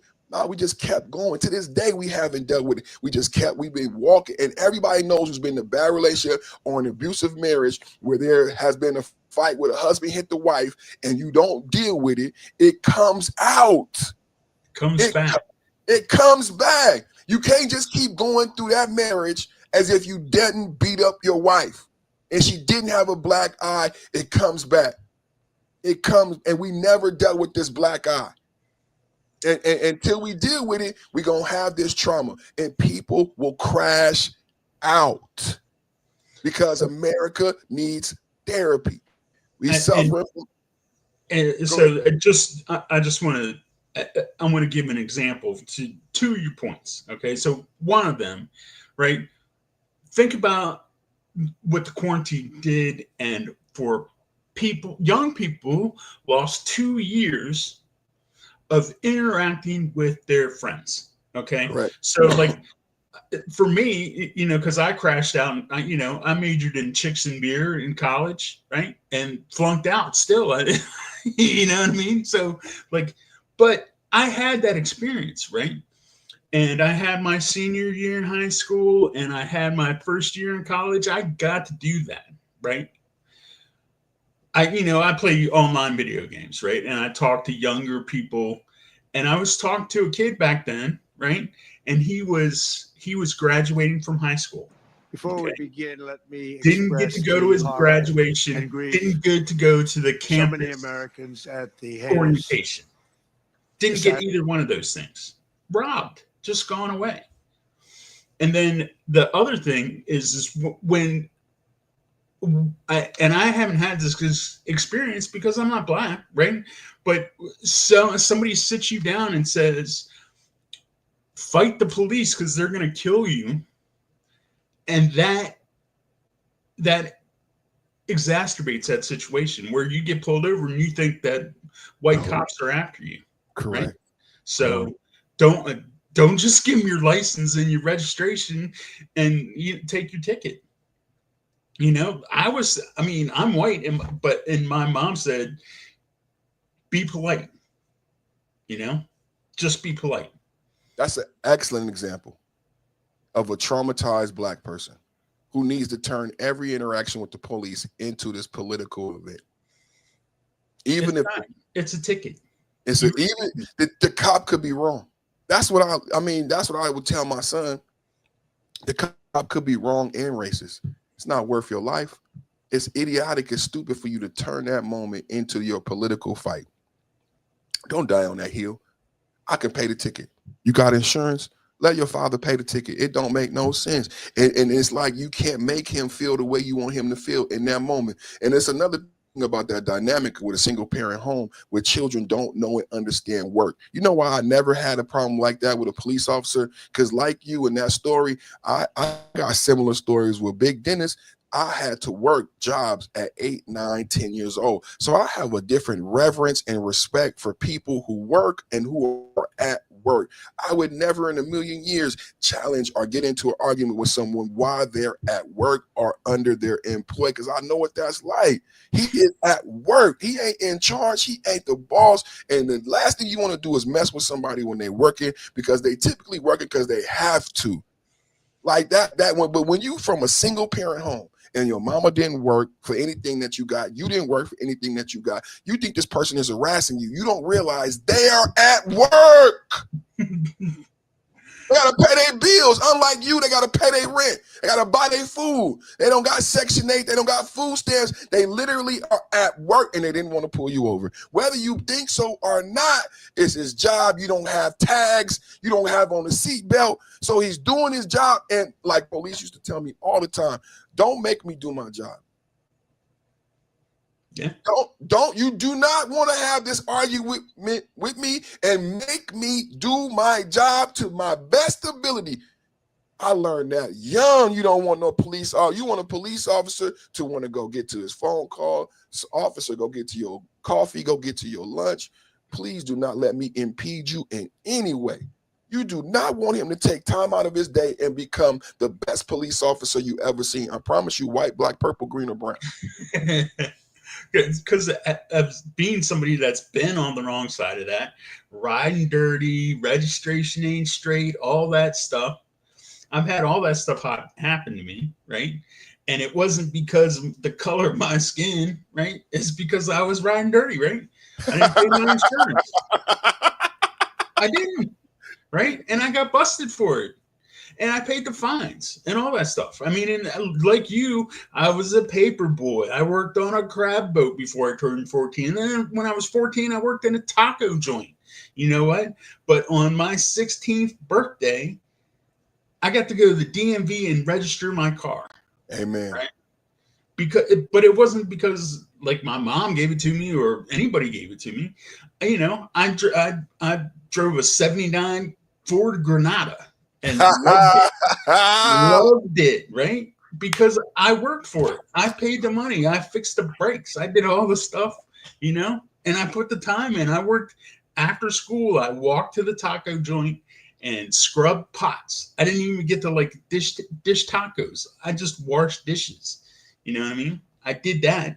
And then I got my car and I got to step up. I got to deliver pizzas when I was 16, you know, got to move up the ladder.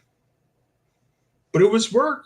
I mean, I put in work for it, right? You put in work for what you got. You spend the time. You put out these podcasts. You think about what you're going to say. You have a point of view. You stick to your guns. You know, that's why I respect you. I love you, man. Thank you, brother. I feel the same. That's funny you say that because in the Bay Area, we would candy paint Granada. One of my best friends had a candy painted Granada on gold rims. I shit you not.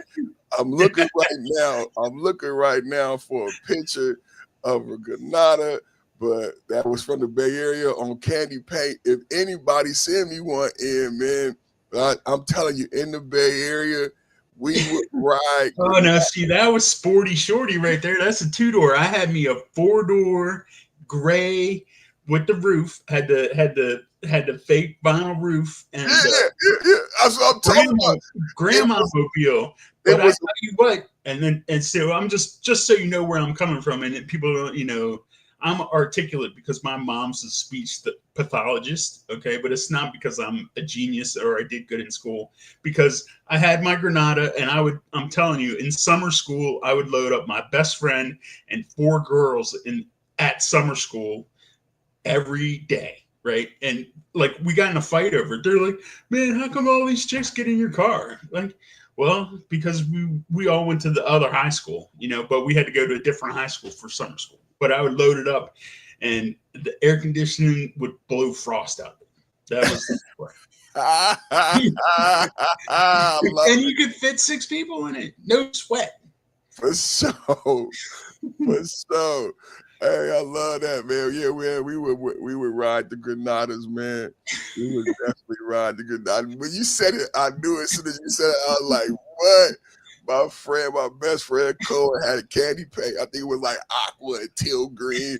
Yeah, no, mine was not that cool. It was a granny mobile for sure. But I'm telling you, every day, there was always girls riding in my car because they didn't care, and it was cold, and they could fit, like, half of the junior varsity cheerleading team would ride in my car. And I'm, like, look at me, dude. I'm a big fat dude. You know what I'm saying? So it wasn't like, Man, I wasn't, I played football, but I wasn't like an athlete. I played guard, that was me too, man. I've been a big guy my whole life, man. So, and you used to walking in a room and everybody looking at you, right? Correct. Just, And everybody, even to this day with the podcast thing, because not only am I big, but I, like you, articulate and intelligent. So people want to challenge you, debate you, and fight you on day one. And I'm a teddy bear. I'm a softie. I'd rather be friends. But my whole life I learned I had to be violent, because when you walk into the room and you're that guy, there was always some guy who felt like he needed to fight me on first day. I mean, we may become friends later on, but I always they're gonna step to you for sure, And I'm happy-go-lucky, happy Jack, man. That's what they call me, because I was, what do I got to not be happy about? Come on. And then people, if people see you happy, sometimes they're on you for that. Correct. What do you think about this guy, man? The BLM, the PSYOP, there's a guy on YouTube I respect a lot, Nameless Protagonist. And what do you think about this PSYOP? So here it is. This is in Ohio. They having a protest about I'm sorry, I apologize. Not a protest, a vigil, a candlelight vigil. And I see the report, and the report says that a BLM leader rides through the vigil and shouts out negative explicitives toward Charlie Kirk. And as I'm reading that, I'm like, that don't sound right. That don't sound a BLM leader. And then so I go and look at it, and then I see this guy who doesn't look to be a member of BLM. And I got to think about George Soros. I'm thinking about how many signs, all the water, all the paid protests. And I'm like, who told this guy to go do this? Who paid him? And why would he do it in the name of BLM after all the rhetoric I've seen last night and this morning? And then we got HBCUs being shut down. Like, I believe the powers that be are working very hard to turn this into a racial inflection point, and that's very sad, because it had to do with anything black. This is not about black or white. It's 2025. Look at this guy. He's still cussing, shouting. And then this is the thing right here that really got me, because you know I do this for a living. So it really got me when he comes. Look at everywhere. Now look at this. Nowhere do you see any gay memorabilia. For some reason, there's a gay flag on this pole. Nowhere else in this park is everything about Charlie Kirk. And then he finds this gay flag. He kneels down to tie his shoe that's already tied by this gay flag with the gay backpack on. This is powerful imagery right here. And so, and here's another example, okay? And because, you know, Democrats, this, you know, far left, yada, yada, yada. But people that chase clout, man, do it on both sides. They do stuff for clicks. Okay, so just let's rewind one day. Let's go back one day. Okay, what was the latest thing that they were talking about with the girl in Charlotte that got stabbed by the guy on the train? The picture in her apartment, right? Oh, I didn't see it. I didn't see the picture in her apartment. What did they say? There's a Black Lives Matter sign in her apartment. Oh, wow. What? Where? Is that real? That's for real. Okay, so there's that whole thing. So, but here you go. So they're like, well, so this is people that are allegedly conservative. Okay, you know what I'm saying? Well, you know, she supported Black Lives Matter, obviously, and so like Charlie Kirk supported, you know, Second Amendment, and he got shot. The same type of situation. Now it turns out that sign was her roommates or whatever, but still, they ran with that. This infantile, childish, traumatized opinion. Yeah, like, okay, so she had a BLM poster, so she deserves what happened to her. Right? That's what the idea. That's what the thought process. That's sick. Again, that's the problem that we're having today with these immature individuals who are missing. And I wish I could just say that this is just coming from one. I wish I could be like pure and say nothing like that ever happens on our side. No. You know? It's both sides, unfortunately. I wish I could. Because there's cognitive dissonance on both sides. There's trauma on both sides. And that's what you see when you see the people react this way.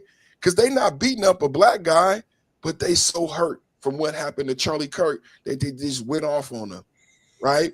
It's not about race. That's a white guy going through the crowd. And all those guys beat him up. They hurt, man. They hurt inside. You know when the last time I seen some hurt like that? On January 6th.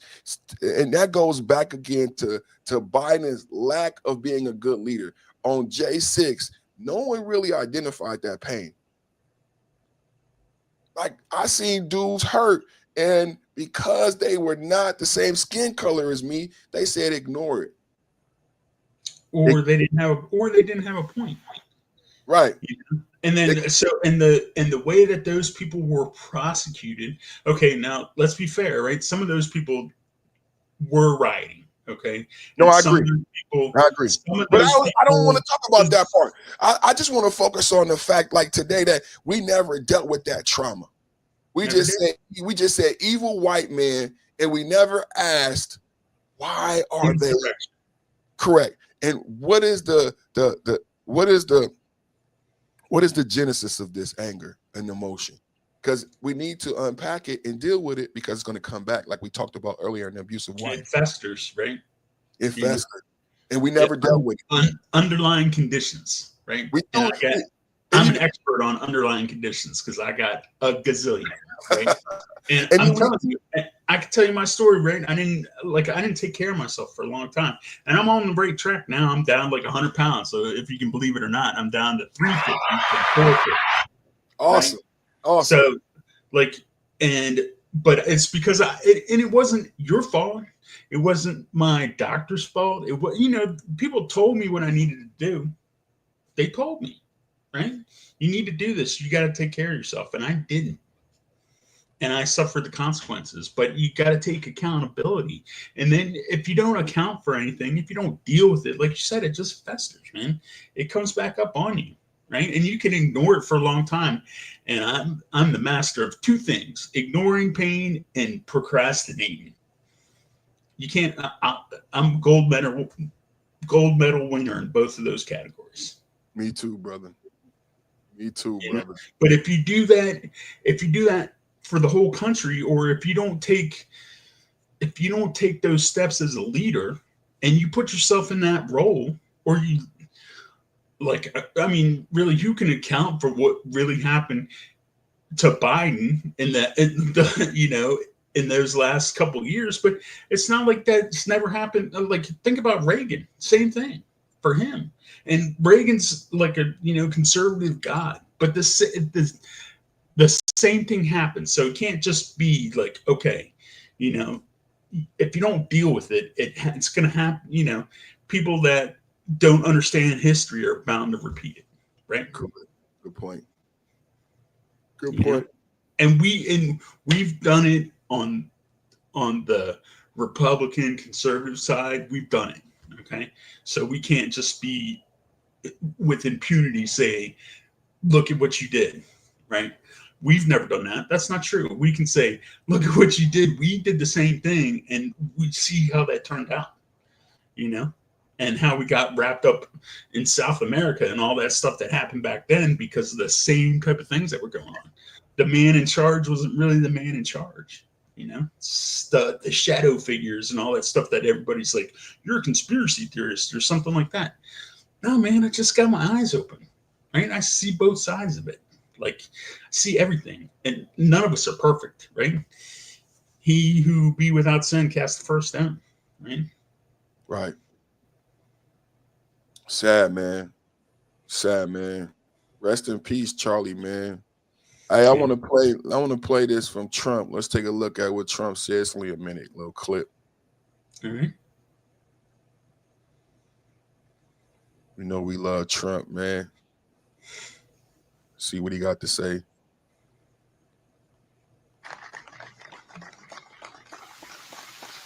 Thank you very much, everybody. Thank you very much. Before we begin, let me express the horror and grief so many Americans at the heinous assassination of Charlie Kirk have felt. Charlie was a giant of his generation, a champion of liberty, and an inspiration to millions and millions of people. Our prayers are with his wonderful wife, Eric, and his beautiful children. Fantastic people they are. We miss him greatly, yet I have no doubt that Charlie's voice and the courage he put into the hearts of countless people, especially young people, will live on. I'm pleased to announce that I will soon be awarding Charlie Kirk posthumously the Presidential Medal of Freedom. The date of the ceremony will be announced, and I can only guarantee you one thing, that we will have a very big crowd. Very, very big. Rest in peace, Charlie Kirk, man. Rest in peace. Prayers and blessings go to his daughter and his wife. I pray that I heard reports that they may have been there, so I pray that they weren't. Yeah. Wife in the front row, man. See, okay, that's what I was hoping that wasn't true, but it makes sense because, like I reported earlier, it was eerily similar to Trump's assassination attempt, where Trump would be in middle America and feel safe. Charlie Kirk in Utah. Like, you talked about Chocolate City, DC. Well, Utah is very different. I went to high school in Arizona. These are white enclaves. I know Charlie felt safe there. Mormon, Christian, conservative, Republican, Utah. So yeah, if any place I'm gonna have my wife watch me and hang out, we're gonna have lunch after, it would be in Utah. You know what I mean? Maybe even have family in Utah, Mormon family, because I went to high school in Arizona. It's big Mormon. I talk about it a lot. They leave school in Arizona and go to seminary. So you have a lot of Mormons in Arizona. So Charlie Kirk, I bring that up because Charlie Kirk is from Arizona. He talked about leaving Arizona at one time. So I know in Utah, he felt at home. When I went to high school in Arizona, all of the kids' dream was to go to BYU, the Mormon University. So I know if what you telling me, his wife on the front row, yeah, man. So go ahead. So think about it. So this is the other thing, and when they did the press conference yesterday, the FBI and everybody was there. So think about this concept, right? They knew that what the crowd was going to be like, right? They were expecting, whatever 2,000 to 5,000 people. You know how many campus policemen they were there for that crowd? 6. Wow. 6 cops, because 6 cops is plenty, right, for that situation. For 5,000. This is the numbers I've been presenting with Chicago and everything else, because I don't think American people understand what the landscape is when we talk about the America that we live in. How can you expect 5 police officers to do anything but just be eye candy?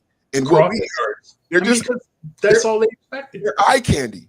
In a city of 2.7 million in Chicago, and you have 11,000 police officers. Remember the math we did. Half of them got to be asleep. So that leaves you with 5,000 officers for 2.7 million people. And you on a holiday weekend. And they can't even afford. And then so you get down to 5,000, but they can't afford to pay the 5,000 because that's going to be overtime. So like in DC and Chicago, you end up with several hundred, which is equivalent to 6 per 5,000. The number I came up with that Groke gave me was 44 officers per 10,000. 44 officers. So 6 is right? 6, that would be 12. So 5,000 for 6 officers. If we get to 10,000, that's 12. So we right around the same as Chicago. 44 officers for 10,000 people. That's why in the DC Capitol Mall, 20 teenagers were able to run around lawlessly because the police couldn't stop. Yeah. And then in Chicago, they broke into the freaking Rolex store on the Miracle Mile in Chicago. Oh, wow. Didn't know that. Yeah.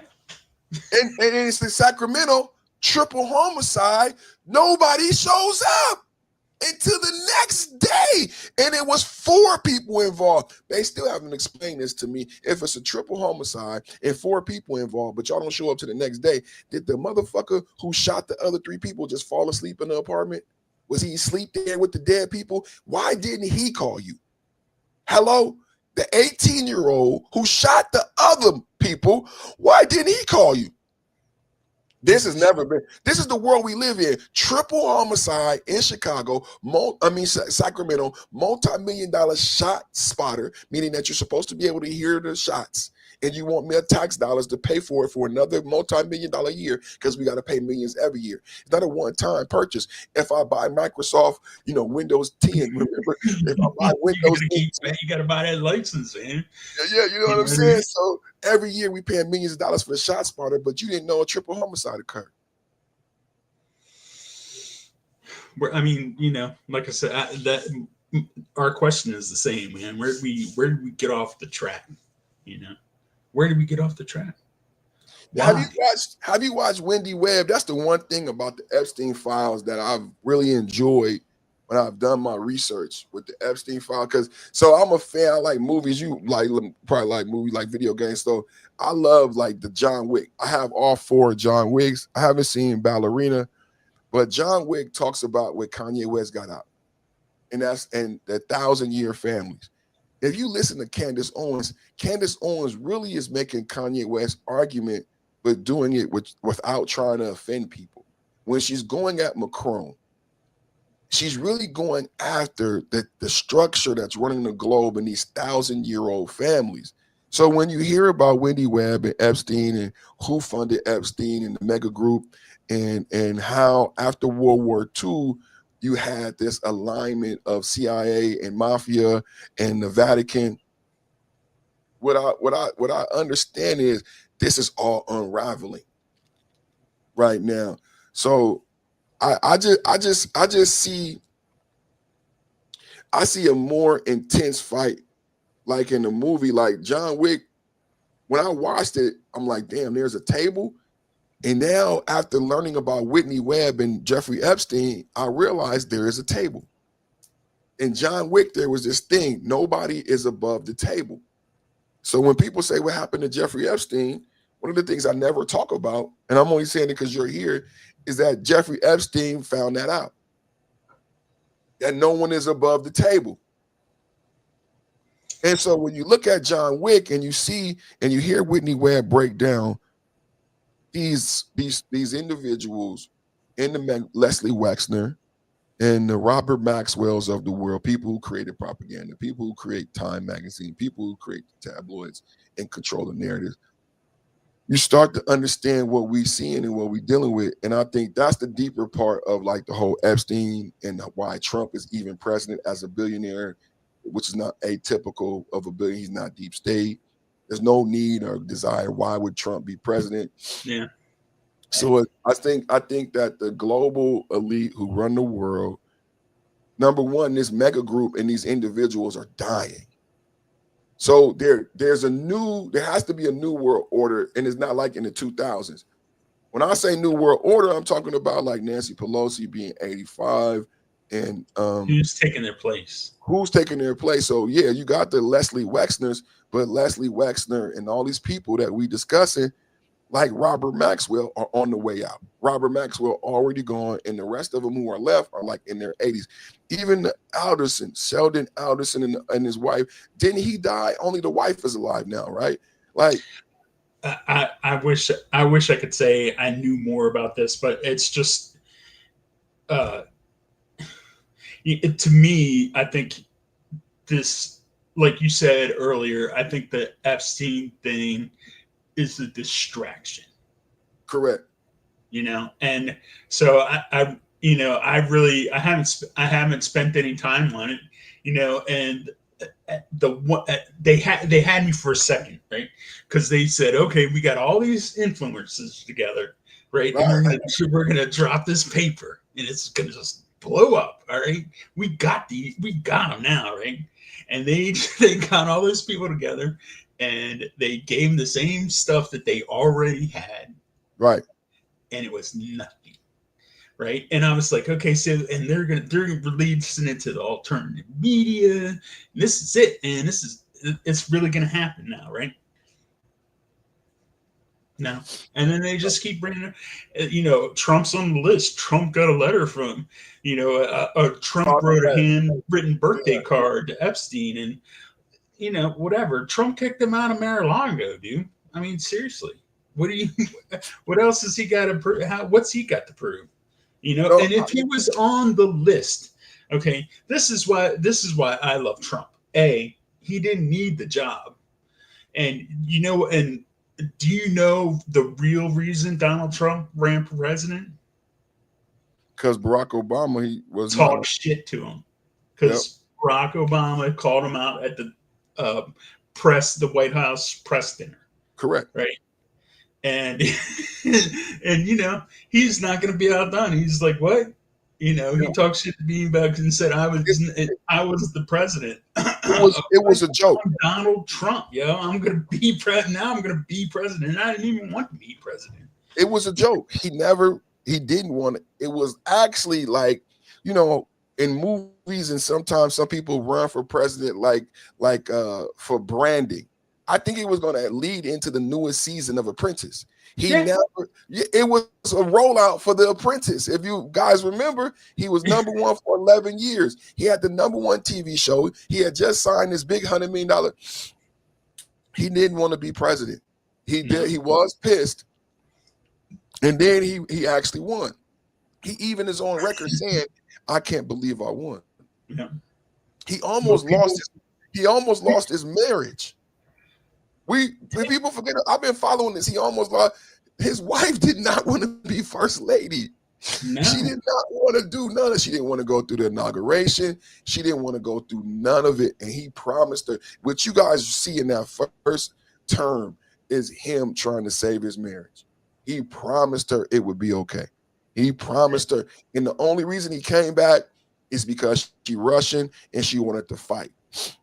She came back for the fight. She didn't want to be first lady. Melania, only reason she allowed her husband to run a second time, especially looking at this Charlie Kirk shit where her son, 18-year-olds, could get hurt. And she came back for the fight. She learned the truth. And she said, husband, I support you fighting these evil people. And I'm not bringing up the files to bring up that guy.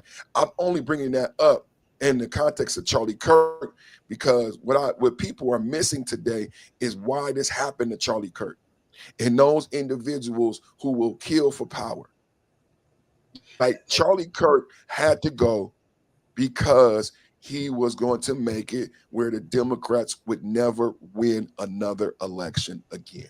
And so think about that. So that, it's like that. It's, you pull that string that's hanging off of the sweater, right? Hey. So that was the string, okay?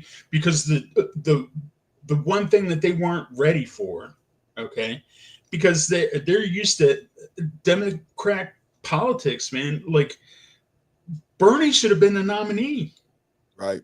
It should have been Bernie and Trump, right? That should have been it. But they finagled their own. But primary. That's the thing. Who is the they? That's what we've been talking about. Yeah, the Democratic machine. I mean, it's a machine. Okay, the Republican machine is there also. But the thing is with the Democrat machine is they have the in with all of the media. Right, they have control of 90% of the media. So whatever message that they put out, it's out. Like that thing about a lie can get around the world before the truth ties its shoes, right? Because they have control of that media. And what they weren't ready for is Trump could come in and get all of the media exposure and say stuff, and it would get heard. Okay, because of who he was, because of The Apprentice, because of his understanding of media. Okay, he was really the first guy. I mean, and that was sure, he's a real estate guy and business and art of the deal and blah blah blah, but really he was a media guy. So a media guy comes in and he's mad because the old president talked shit about him, right? And then here you come, like, we got this. We'll just squash them like we have everybody else because they're not media savvy. We're going to put in our candidate is so terrible, just called half the country deplorable. And we're going to put her up there and, but it's going to work out because, we got it like that. Sorry, it didn't work out, did it? We robbed our dude. We put this chick out there that, I mean, come on, man. Her husband, I'm saying ex-husband, might as well be, didn't like her. You know what I mean? Like, seriously. How could they think that Hillary was going to swing it? And then they did the same thing again with Harris.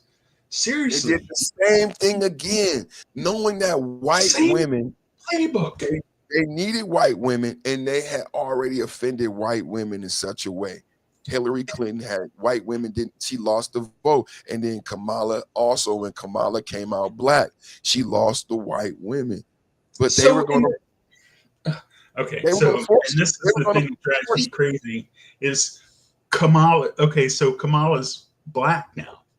When she was the first Indian, East Asian representative. That was all the press that she got when she got elected to Congress. California.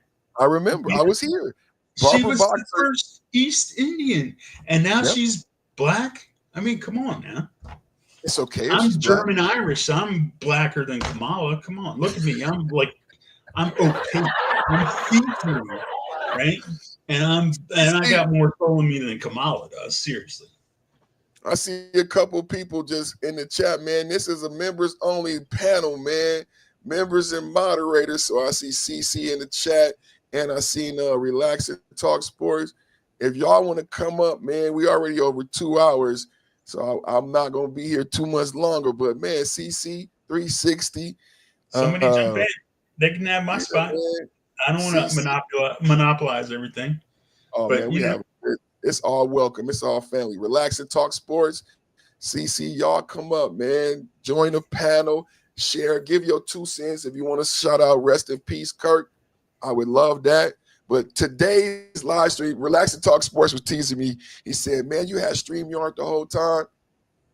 Relax. He said, "I'm at work." Yeah, at work. So next time, let me know what's a good time or lunchtime so you can come up and join. But he said, "You had StreamYard the whole time." Yeah, man, I had StreamYard the whole time. The thing is, like today, we got small audience, right? But it's an audience of champions.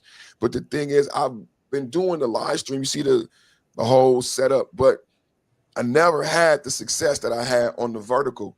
So the vertical live stream is where I got my success. Yeah, So that's why I do it. Yeah, that's why the numbers are like that and what the difference is. I don't understand. That's my boomerness is like I don't understand why the numbers are so different for you. I mean, you know. Salute. So CC says she's at the doctor and Relax and Talk Sports that's cool. Let's take a look. And I mean, we're gonna get up out of here because we've been over 2 hours. I want to take a look at this other report, you know, just to get some love to Charlie Kirk. I cannot believe he had 2. Was it a boy and a girl? Kids. Was it 2? Was it a boy and a girl? I believe so, yeah. God bless them, man. I can't believe this, man. This is horrible. All right, let's take it out. A few breakthroughs. We were able to track the movements of the shooter. Starting at 11:52 a.m., the subject arrived on campus, shortly away from campus. We have tracked his movements onto the campus, through the stairwells, up to the roof, across the roof to a shooting location. After the shooting, we were able to track his movements as he moved to the other side of the building, jumped off of the building, and fled off of the campus and into a neighborhood. Our investigators have worked through those neighborhoods, contacting anybody they can with doorbell cameras, witnesses, and have thoroughly worked through those communities, trying to identify any leads. We do have good video footage of this individual. We are not going to release that at this time. We are working through some technologies and some ways to identify this individual. If we are unsuccessful, we will reach out to you as the media and we will push that publicly to help us identify them. But we're confident in our abilities right now, and we would like to move forward in a manner that keeps everyone safe and moves this process appropriately. Last night, I communicated with Erica. The family's devastated. As a commissioner of public safety, as a father, as a husband, I can only imagine what that family's going through. The heinous event that happened yesterday is not Utah. This is not what we're known for. Over the past several weeks, we've seen the state come together to help families in mourning, come together as a community to show what Utah is known for a state of character, of service, of camaraderie, of a neighboring feel. We will not stand for what happened yesterday. We are exhausting every lead. We have every officer invested in this, every investigator, every local agency. The outpouring of support from the law enforcement community has been astounding.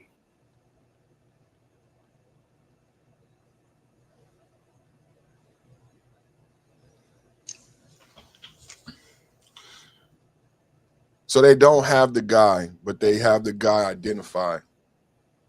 They think they do.